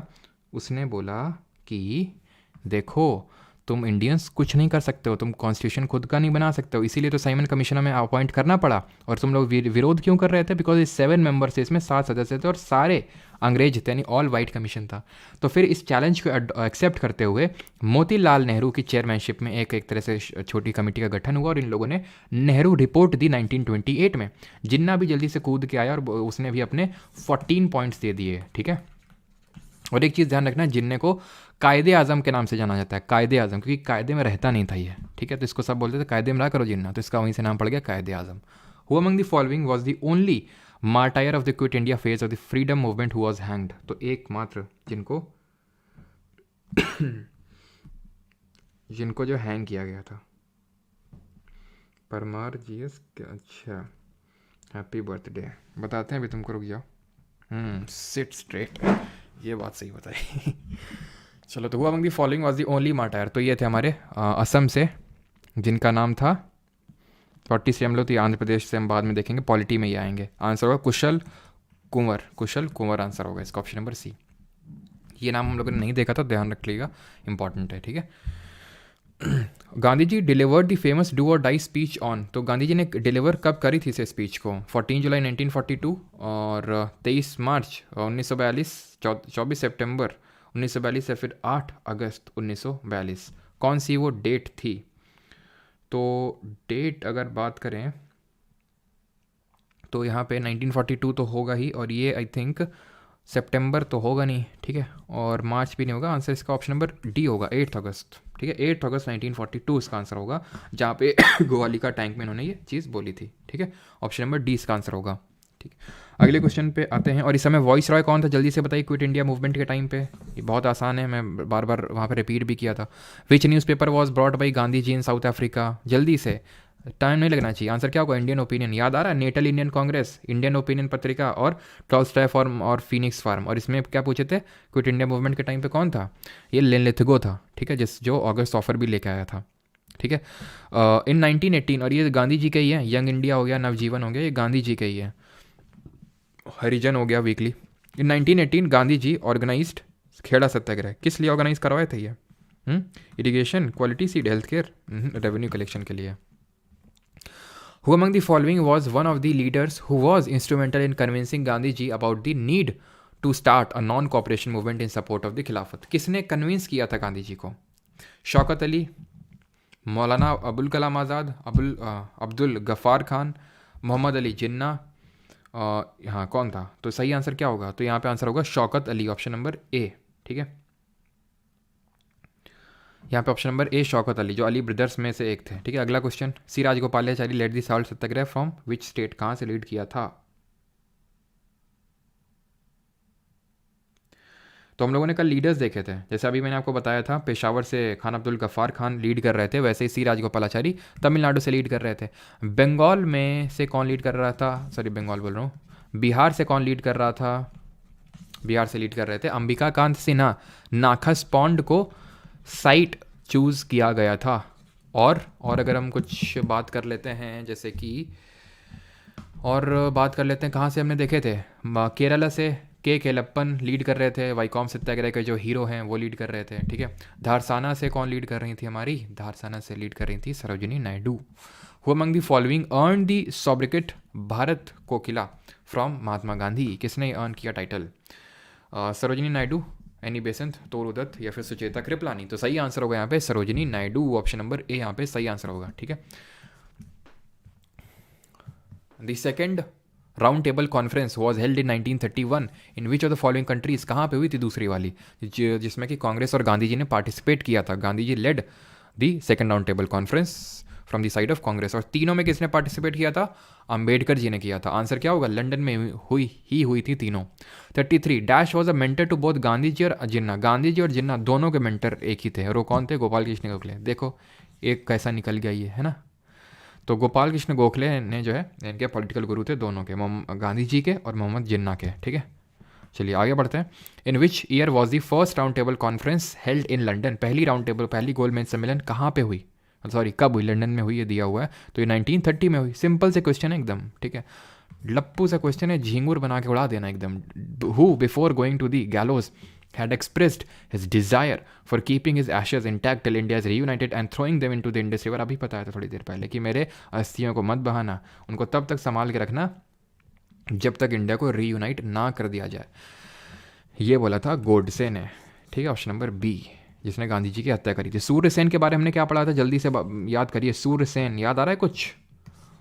मास्टर दा, बंगाल में लीड किया था, जो अभी प्रेजेंट डे बांग्लादेश में पड़ता है। चिटगोंग आर्मरी रेड 1930 में, जहां विमेन का पार्टिसिपेशन देखने को मिला। कल्पना दत्त, बीनी घोष, सुनीति चंदेरी, ठीक है, ये सब ने भी पार्टिसिपेट किया। ठीक है, और भगत सिंह के बारे में तो क्या ही कहना। ठीक है, और उधम सिंह के बारे में भी क्या ही कहना, ये सब हम लोग पहले भी देख चुके हैं। The noted freedom fighter Shaheed Laxmi Nayak belong to the state of. तो कहाँ से बिलोंग करती थी शहीद लक्ष्मी नायक? तो नायक ये बिलोंग करती थी हमारी उड़ीसा से। ऑप्शन नंबर डी आंसर होगा। Third round table conference, when did quit India movement start? Who among the following was called as Ajat Shatru by Gandhi ji? Gandhi ji ने किसको अजात शत्रु बोला था? अजात शत्रु मतलब जिसका कोई शत्रु नहीं है, ठीक है, नो एनिमी। तो ये बोला था गांधी जी ने राजेंद्र प्रसाद को। ऑप्शन नंबर डी आंसर होगा। Which Indian had established the Natal Indian Congress? ठीक है, कि स्थापना किसने करी थी? किस भारतीय ने? जवाहरलाल नेहरू, गोविंद रानडे, महात्मा गांधी या फिर बाल गंगाधर तिलक? तो नेटल इंडियन कांग्रेस हम जानते हैं गांधी जी ने साउथ अफ्रीका में करी थी। राजघाट किसका समाधि स्थल है? जल्दी से बताएंगे। गांधी जी का है। विजय घाट किसका है? लाल बहादुर शास्त्री का है विजय घाट। ठीक है, the mother of Mahatma Gandhi, Putli Bai. ठीक है, सिंपल से क्वेश्चन है। Dash was awarded Kesare Hind की उपाधि किसको मिली थी? 1915 में हार्डिंगे ने दी थी साउथ अफ्रीका में। गांधी जी ने लौटाई थी जलियांवाला बाग मैसेकर के बाद। ठीक है, तो ऑप्शन नंबर बी आंसर होगा। और रविन्द्रनाथ टैगोर ने नाइटहुड की उपाधि वापस लौटाई थी, है ना। चलिए आगे। Which of the following was not a condition laid down in the Gandhi impact में कौन सी एक निर्धारित नहीं थी इसमें? Indian national Congress should stop civil disobedience movement, मतलब इसमें गांधी इरविन पैक्ट के संबंध में पूछ रहा है। तो Indian national Congress should stop, ये तो था, ये सही होगा। रिमूवल ऑफ सॉल्ट टैक्स, ये भी था। आप खादी वादी कुछ नहीं था उसमें, ठीक है, तो ये गलत होगा। मतलब इस तरह का कोई कंडीशन नहीं था। Participation in second RTC by Congress, ये भी तो था। सेकंड जो गांधी और इरविन जी के बीच में समझौते हुए थे, उसमें ये भी तो था कि गांधी जी ने माना था इरविन के बिहाफ पे कि ठीक है हम सेकंड राउंड टेबल कॉन्फ्रेंस में पार्टिसिपेट करेंगे। 45 इंडिया ऑफ माई ड्रीम्स, ये किताब किसकी स्पीचेस का कलेक्शन है? पटेल साहब का, नेहरू साहब का, गांधी साहब का या फिर प्रसाद साहब का? तो आंसर है महात्मा गांधी जी का। ऑप्शन नंबर सी सही आंसर होगा। ठीक है, who said the following words? A flag is necessity for all Nations, millions have died for it. यानी कि एक झंडा सभी देशों के लिए आवश्यकता है, लाखों लोग इसलिए किसके लिए मर गए हैं? तो लाखों नहीं होता, लाखों होता है। ठीक है, सरोजिनी नायडू, महात्मा गांधी, भीखाजी कामा या फिर जवाहरलाल नेहरू? सही आंसर क्या होगा? महात्मा गांधी। सरोजिनी नायडू के बारे में सारी चीज़ें पढ़ चुके हैं। मैडम भीखाजी कामा कुछ याद आ रहा है आपको? Madam Bhikaji Cama was the first lady या फिर फर्स्ट हम बोल सकते हैं person to hoist the Indian national flag at the foreign की सरजमी। इन्होंने स्टटगार्ड जर्मनी में झंडा फहराया था। कमेंट में आपको बताना है कि कब इन्होंने झंडा फहराया था, किस ईयर में स्टटगार्ड जर्मनी में झंडा फहराया था इन्होंने। अगला क्वेश्चन है, Mahatma Gandhi return to India from South Africa in which year? तो 9 जनवरी 1915। Option number B question number. अब यहाँ से हम कुछ मिसलेनियस यानी कि कुछ मिक्स टाइप ऑफ क्वेश्चन यहाँ से देखने वाले हैं। 1907 बिल्कुल, तो 1913 गलत है आकाश, 1907 सही है ना। जिस साल सूरत स्प्लिट हुआ था, इस तरह से मैंने आपको बताया था, जिस साल सूरत स्प्लिट हुआ है उसी साल है ना। The Hindu college was established in 1791 at, कहाँ पे स्टैब्लिश हुआ था? 1791 में। तो ये बनारस में वो हुआ था, है ना। याद आ रहा आपको? जोनाथन डंकन, मैंने आपको बताया था जोनाथन डंकन। कलकत्ता में कब स्टैब्लिश हुआ था? जिसको कि राजा राम मोहन रॉय ने सेटअप किया था। जल्दी से आप कमेंट में बताएंगे। मैं पूछ रहा हूँ, Hindu college eight Calcutta. In which of the following years was first train run in India, पहली ट्रेन कब शुरू हुई थी? 1853 में हुई थी। किसके बीच में हुई थी? ये हुई थी बॉम्बे टू थाने। कौन था इस समय गवर्नर जनरल? था डलहौजी। डलहौजी के टाइम पे और क्या क्या हुआ? इसके टाइम पे पोस्टल सर्विस स्टार्ट हुई, इसके टाइम पे डॉक्ट्रिन ऑफ लैप्स आया था, ठीक है, 1817 बिल्कुल सही, कलकत्ता में हिंदू कॉलेज सेटअप हुआ था, ठीक है। तो इसके टाइम पे हड़प नीति आई थी, डॉक्ट्रिन ऑफ लैप्स, और उसमें सबसे पहले किसको कॉन्कर किया था? सतारा, संबलपुर, जैतपुर, इनको, ठीक है। तो सतारा सबसे पहले आया था, 1848 में लाया था डॉक्ट्रिन ऑफ लैप्स को, हड़प नीति को, ठीक है। तो ऑप्शन नंबर ए आंसर होगा 1853। A history of British India is a work published by, British Bharat का इतिहास किसके द्वारा प्रकाशित एक कार्य है? कैनिंग, डलहौजी, मिल या फिर Hastings? A history of British India, तो हिस्ट्री ऑफ ब्रिटिश इंडिया है जेम्स मिल की किताब, ऑप्शन नंबर सी यहाँ पे सही आंसर है, history of British India James Mill. 50th question, और तक यहाँ से हमारा लगता है Warren Hasting became the first governor general of Bengal in which year? पता है तो ठीक है, नहीं पॉलिटी में भी पढ़ेंगे, वैसे तो मैंने बताया हिस्ट्री में भी कि 1773 में एक रेगुलेटिंग एक्ट आता है सबसे पहले, और उसमें गवर्नर ऑफ बंगाल को गवर्नर जनरल ऑफ बंगाल की पदवी दी जाती है, और वहाँ से उस समय जो गवर्नर ऑफ बंगाल होता है वो हेस्टिंग होता है, इसलिए वहाँ से वो पहला गवर्नर जनरल ऑफ बंगाल भी बन जाता है, ठीक है। अगला क्वेश्चन ये है, ठीक है। मैं सभी को 10-15 सेकंड के लिए ये बोलूँगा कि आप अपनी स्क्रीन से थोड़ा सा आँखों को काफ़ी दूर पॉइंट आउट करिए और थोड़ा सा ब्लिंक कर लीजिए, ठीक है। अब उसका रीज़न आपको बताऊँगा अभी, ठीक है। पहले मैं अभी दूर देख के ब्लिंक कर लेता हूँ।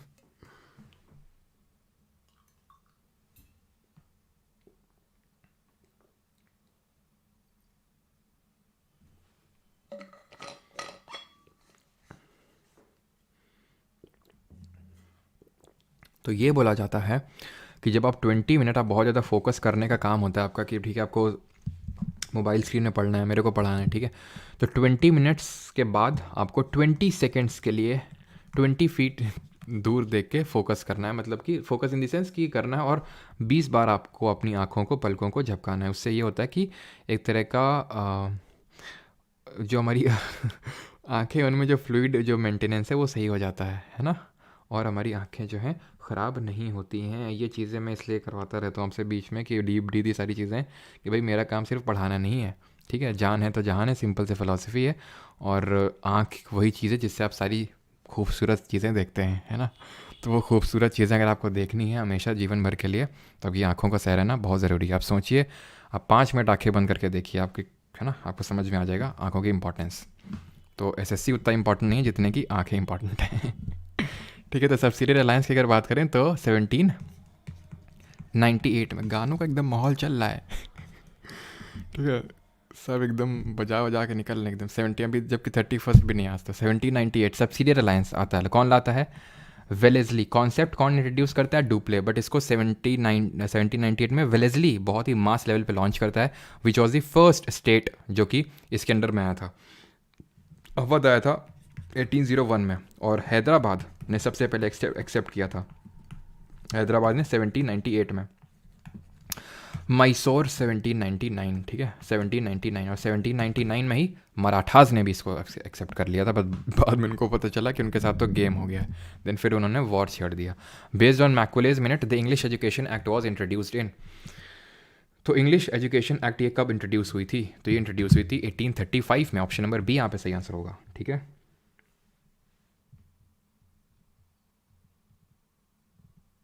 अगला क्वेश्चन,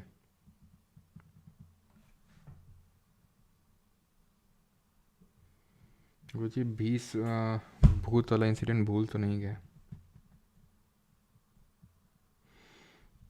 चलो, who among the following repeal the vernacular press act, तो किसने रिपील किया था? रिपन ने, ठीक है। ये भी आसान सा क्वेश्चन है। रिपील तो ये 1882 होगा, ठीक है, 1882 में रिपील हुआ था ये, 1878 में आया था।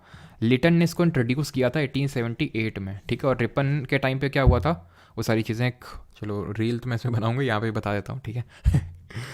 तो रिपन ने क्या क्या किया था? एक तो इसके टाइम पे पहली कंप्लीट सेंसस हुई थी, father of local self government बोलते हैं इसको। इसके टाइम पे एल्बर्ट बिल कंट्रोवर्सी हुई थी। इसके टाइम पे हंटर एजुकेशन कमीशन आया था 1882, मतलब आया क्या था, बनाया था रिपन ने उसको 1882 में, ठीक है। और 1882 में से रिपील किया था इसको। 1833 में हमें पता है मैकुलेज मिनट आया था। बेंटिक उस समय, विलियम बेंटिक उस समय एक तरह से गवर्नर जनरल ऑफ इंडिया था, और उसने इसको इम्प्लीमेंट किया था। इसने डाउनवर्ड फिल्ट्रेशन थ्योरी दी थी, जिसको कि नेगेट किया था 1854 के टाइम पे जो वुड्स डिस्पैच आया था, उसने डाउनवर्ड फिल्ट्रेशन थ्योरी को मना किया था और उसने लोकल लेवल पे local language that is vernacular language को जो है प्रमोट करने की बात कही थी। 1856 में governor general dash decided that Bahadur Shah Zafar would be the last Mughal king and after his death none of his descendant, मतलब ये लास्ट होगा, इसके बाद कोई अब जो भी आएगा उसको प्रिंस नाम देंगे, किंग नहीं होगा वो। ये किसने बोला था? तो ऑब्वियस सी बात है, कौन था 1857 में गवर्नर जनरल? कैनिंग था, simple. In dash the Mughal emperor appointed the company as the diwan of the province of Bengal. तो सिंपल याद करो, डुअल गवर्नमेंट इन बंगाल, जहाँ पे दीवानी फंक्शंस और निज़ामत फंक्शंस, दीवानी तो कंपनी ने ले लिए थे और निज़ामत जो पुलिस के, ये रेवेन्यू वाले फंक्शंस थे, रेवेन्यू राइट से, और जो निज़ामत फंक्शंस थे जो पुलिस वाले, ये दे दिए किसको? नवाब को। तो आंसर क्या होगा? आंसर होगा यहाँ पे option number D 1765 battle of Buxar. याद आ रहा है 1764 मीर जाफ़र था एक, ठीक है, सॉरी मीर कासिम और हमारा था ये शुजाउद्दौला नवाब ऑफ अवध और शाह आलम द्वितीय। तो मीर कासिम को तो साइड कर दिया, हटा दिए, और इन दोनों से ट्रीटी साइन करवाए थे, डुअल गवर्नमेंट इन बंगाल, ठीक है, जिसको कि ख़त्म किसने किया था? ख़त्म किया था हेस्टिंग्स ने इन द ईयर 1772। 1772 में dual government was ended in Bengal by Hastings. लाया कौन था? लाया था इसको क्लाइव, इसके लिए डुअल गवर्नमेंट लाया था क्लाइव, ठीक है। इलाहाबाद की ट्रीटी हुई थी 1765 में, उसके थ्रू। 56 who among the following was the viceroy of India during the formation of Indian national Congress. ये आसान से क्वेश्चन आप खुद करेंगे। Which of the following viceroys of India took the first step to separate province. हाँ, ये थोड़ा अच्छा क्वेश्चन है। ये कौन था जिसने सबसे पहले प्रांतीय वित्त को केंद्रीय वित्त से अलग किया था, यानी प्रोविंशियल फाइनेंस को सेंट्रल फाइनेंस से अलग किया था? तो ये था सबसे पहले करने वाला चेल्मस्फोर्ड, नॉर्थबुक, मेयो या फिर डफरिन। तो ये था आपका मेयो, ऑप्शन नंबर सी यहाँ पे सही आंसर होगा, जिसने कि एक तरह से फाइनेंशियल डिसेंट्रलाइजेशन स्टार्ट किया था, ठीक है। इसी के टाइम पे पहली सेंसस भी हुई थी 1872 में, लेकिन पहली कंप्लीट सेंसस 1881 में हुई थी रिपन के टाइम पे, इसके टाइम पे कंप्लीट नहीं हुई थी। अगला क्वेश्चन है डैश इंट्रोड्यूस दी दरोगा सिस्टम। दरोगा सिस्टम मतलब, हाँ, दरोगा अप्पू सिंह है यहाँ पे, अभी बताओ दरोगा अप्पू सिंह, और नहीं बता पाए ना तो अपना यूज़र नेम बदल लेना तुम। भाग गया लगता है, दिख नहीं रहा है। हाँ, है नहीं अभी दरोगा अप्पू सिंह। सर भूख लग रही है। अच्छा, भूख लग रही है, तो हमको नहीं लग रही है। चलो कुछ क्वेश्चन और कर लो, बस 15 क्वेश्चन और जल्दी जल्दी, बीच में जो आसान होंगे वो नहीं करवाएंगे, ठीक है। पहला फैक्ट्री एक्ट भी आया था रिपन के टाइम पे, बिल्कुल सही है। है नहीं, गुरुजी रहने दो, ओवरफ्लो कर रहा है। कोई नहीं, रिकॉर्डेड देख लेना, ठीक है। चलो तो आंसर क्या होगा इसका? तो आंसर होगा इसका Cornwallis, option number B. Cornwallis को ही हम जानते हैं father of Indian civil services के नाम से भी, ठीक है। जो modern form of civil services है वो यही लाया था, और अभी जो दरोगा प्रणाली चलती है ना, दरोगा ये सब, तो ये यही लाया था। उस समय दरोगा ही एक थाना इंचार्ज हुआ करता था, लेकिन अभी दरोगा के ऊपर होता है, हमें पता है ना। तो एक्चुअल में कॉर्नवालिस की ही देन है ये, father of Indian civil services भी इसको बोलते हैं। और इसी के टाइम पे 1793 में क्या आया था, जल्दी से बताएंगे। Which of the following statement is correct, इनमें से कौन सा सही है? Clive had come to Madras from England in 1743 at the age of 18। 18 की उम्र में आया था मद्रास में इंग्लैंड से, बात सही है एकदम, जो कि डुअल गवर्नमेंट इन बंगाल लाया था। प्लासी के बैटल में 1757 में ब्रिटिश फोर्सेस को लीड किया था। जल्दी से बताएंगे बैटल ऑफ बक्सर में किसने लीड किया था? After the battle of Buxar east India company appointed residents in Indian states, बिल्कुल सही है, ठीक है। तो आंसर क्या होगा? आंसर होगा option number D, both 1 and 2। और यहाँ पे सही आंसर क्या होगा? 1793 में परमानेंट सेटलमेंट यानी स्थायी बंदोबस्त, जिसको कि जमींदारी प्रणाली भी हम बोलते हैं, जमींदारी सिस्टम बोलते हैं, ठीक है। कॉर्नवालिस लेके आया था। तो और रैयतवाड़ी रीडर मुनरो, ठीक है। और महालवाड़ी होल्ट मैकेंजी या फिर विलियम बेंटिक, ठीक है। और क्लाइव के रिगार्डिंग, हाँ, मैंने पूछा था बक्सर में किसने लीड किया था, तो मुनरो ने लीड किया था, हेक्टर मुनरो ने, ठीक है। Which British governor ended the dual government in Bengal, तो अभी बताया था, बताने की जरूरत नहीं है फिर से। Richard Wellesley was the governor general of India from, तो वेलेस्ली की बात कर रहा है, ये वही है जो सब्सिडियरी अलायंस लेके आया है। सब्सिडियरी अलायंस कब आया था? 1798 में, खत्म। Which of the following British officers issued the infamous crawling order whereby Indians had to crawl on all four forts to pass an alley? मतलब कि ये क्रॉलिंग ऑर्डर निकाला था डायर ने, ये वही है, उसका नाम मैं क्या ही लूँ, ठीक है। तो इसी ने मतलब इंडियंस को क्रॉल करने पे, रेंगने पे मजबूर कर दिया था। एक तो गोलियां चलवाई तड़ातड़ और ऊपर से रेंगने पर मजबूर कर दिया था, और जरा से भी इसने हेल्प भी नहीं करी, मेडिकल हेल्प भी। ठीक है, तो ऑप्शन नंबर ए यहाँ पे सही आंसर होगा। Who was the then governor general of British India when सती प्रथा खत्म हुई? ये भी बताने की जरूरत है नहीं, कई बार देख चुके हैं। Which of the following viceroys of India address the Bengal famine in of 1943 by ordering the army to distribute relief supplies to the starving rural Bengalis? तो हमने देखा था कि 1943 में रिलीफ मतलब ये फेमाइन आ गया था, और इस टाइम पे वेवल को भेजा गया था। तो वेवल ने जो है ये सब फूड वगैरह, खाना वगैरह ये डिस्ट्रीब्यूट करवाया था। ठीक है, तो ऑप्शन नंबर बी सही आंसर होगा। तो इसने निर्देश दिए थे आर्मी को कि आप खाना जो है डिस्ट्रीब्यूट करवाओ, और वेवल प्लान आया था 1945 में, 1945 में। Which of the following governor general introduced a code which provided, बस 10 क्वेश्चन और करेंगे। ठीक है, which provided for the separation of revenue administration from judicial administration? किस गवर्नर जनरल ने कोड इंट्रोड्यूस किया जिसको कि हम कॉर्नवालिस कोड के नाम से जानते हैं? ठीक है, नाम में ये क्लियर हो गया। तो कॉर्नवालिस कोड जो है उसने बोला था कि रेवेन्यू को सेपरेट करो, ठीक है, रेवेन्यू एडमिनिस्ट्रेशन को फ्रॉम जुडिशियल एडमिनिस्ट्रेशन से। ठीक है, यानी पैसे को जुडिशरी यानी न्याय वाले सेक्शन से अलग रखो, ये कॉर्नवालिस ने बोला था, जिसको father of Indian civil services बोलते हैं। 1793 में परमानेंट सेटलमेंट लेके आया था, और दरोगा जो प्रणाली है वो भी यही लेके आया था। Who among the following was appointed as the first viceroy of British India? ये भी बताने की जरूरत नहीं है, 1857 का बैटल याद करिए। अगर आपको ये सारी चीज़ें याद नहीं आ रही, मतलब अपने ढंग से नहीं किया रिवाइज लेक्चर्स को। फर्स्ट एंग्लो अफगान वॉर किसके टाइम पे हुआ था? कौन था गवर्नर जनरल उस समय जब फर्स्ट एंग्लो अफगान वॉर हुआ था? ऑप्शन है आपके कॉर्नवालिस, हार्डिंग, डलहौजी, या फिर आपका ऑकलैंड। तो सही आंसर होगा यहाँ पे ऑकलैंड, जिसके टाइम पे फर्स्ट एंग्लो अफगान वॉर हुआ था। कमेंट में आपको बताना कि कब हुआ था। ऑप्शन नंबर डी यहाँ पे सही आंसर होगा ऑकलैंड। ठीक है, लॉर्ड नहीं लगाना, और यहाँ पे ऑकलैंड कर लीजिएगा। ठीक है,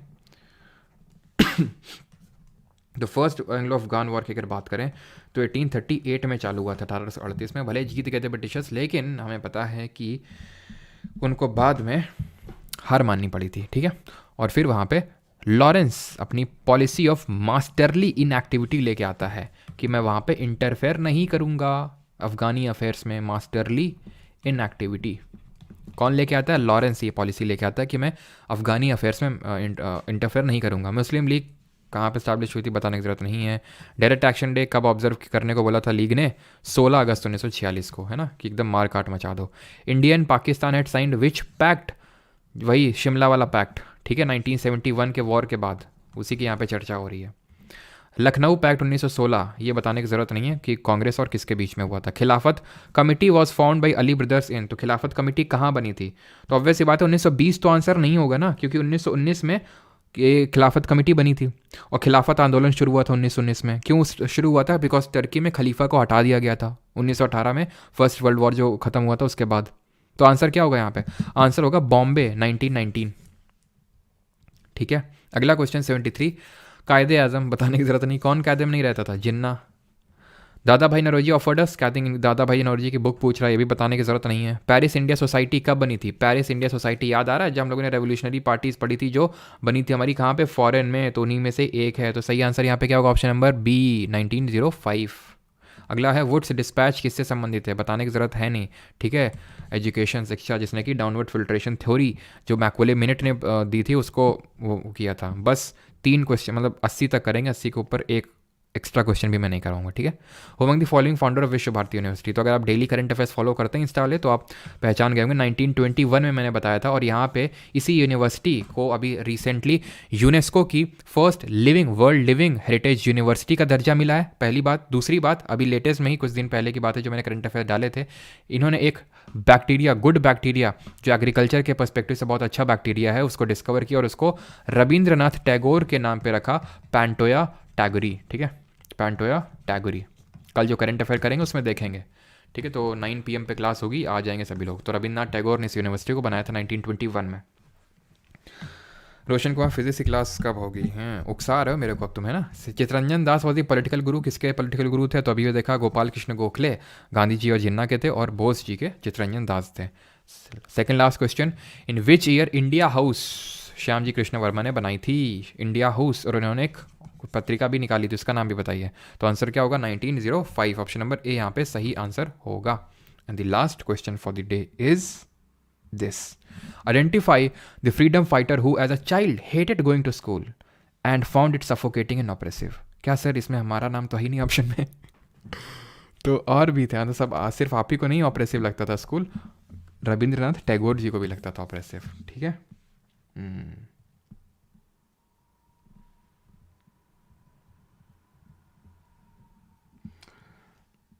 कोई नहीं, रिकॉर्ड देख लेना, those who are watching only मोए मोए। भूतेश सर ने कहा कि जीएस परमार से पढ़ो। अच्छा, थैंक यू भूतेश सर को। और सोशलिस्ट, हाँ सोशलिस्ट बिल्कुल सही बताया है। जर्नल का नाम जो यहाँ पे मैंने पूछा था, द सोशलॉजिस्ट निकाला था श्यामजी कृष्ण वर्मा ने, लंदन में। ठीक है। इंडिया हाउस बनाई थी कहाँ पे? लंदन में। बर्लिन कमेटी बनी थी, हम लोगों ने देखा था, वीरेंद्रनाथ चट्टोपाध्याय ने उसको बनाया था। ठीक है, क्लियर। अब इसके आगे क्वेश्चंस हैं। ठीक है, ये भूदान वाले, ठीक है, ये सब क्वेश्चंस आप करेंगे। और कितने 10 क्वेश्चन है मात्र बस। ठीक है, तो ये आप करेंगे और पीडीएफ अपलोड हो जाएगी प्राइवेट टेलीग्राम ग्रुप में, और वहाँ पे मैं डलवा दूंगा। अब है बारी किसकी? इंस्टाग्राम रील की। तो आ जाइए इंस्टाग्राम पे जल्दी से दौड़ते हुए। कोई रील आपको दिखाते हैं जल्दी से। धन्यवाद सभी को, मिलते हैं कल रात को 9 बजे, और फिर उसके बाद अगला सब्जेक्ट स्टार्ट होगा, पॉलिटी 1 जनवरी 2024। धन्यवाद।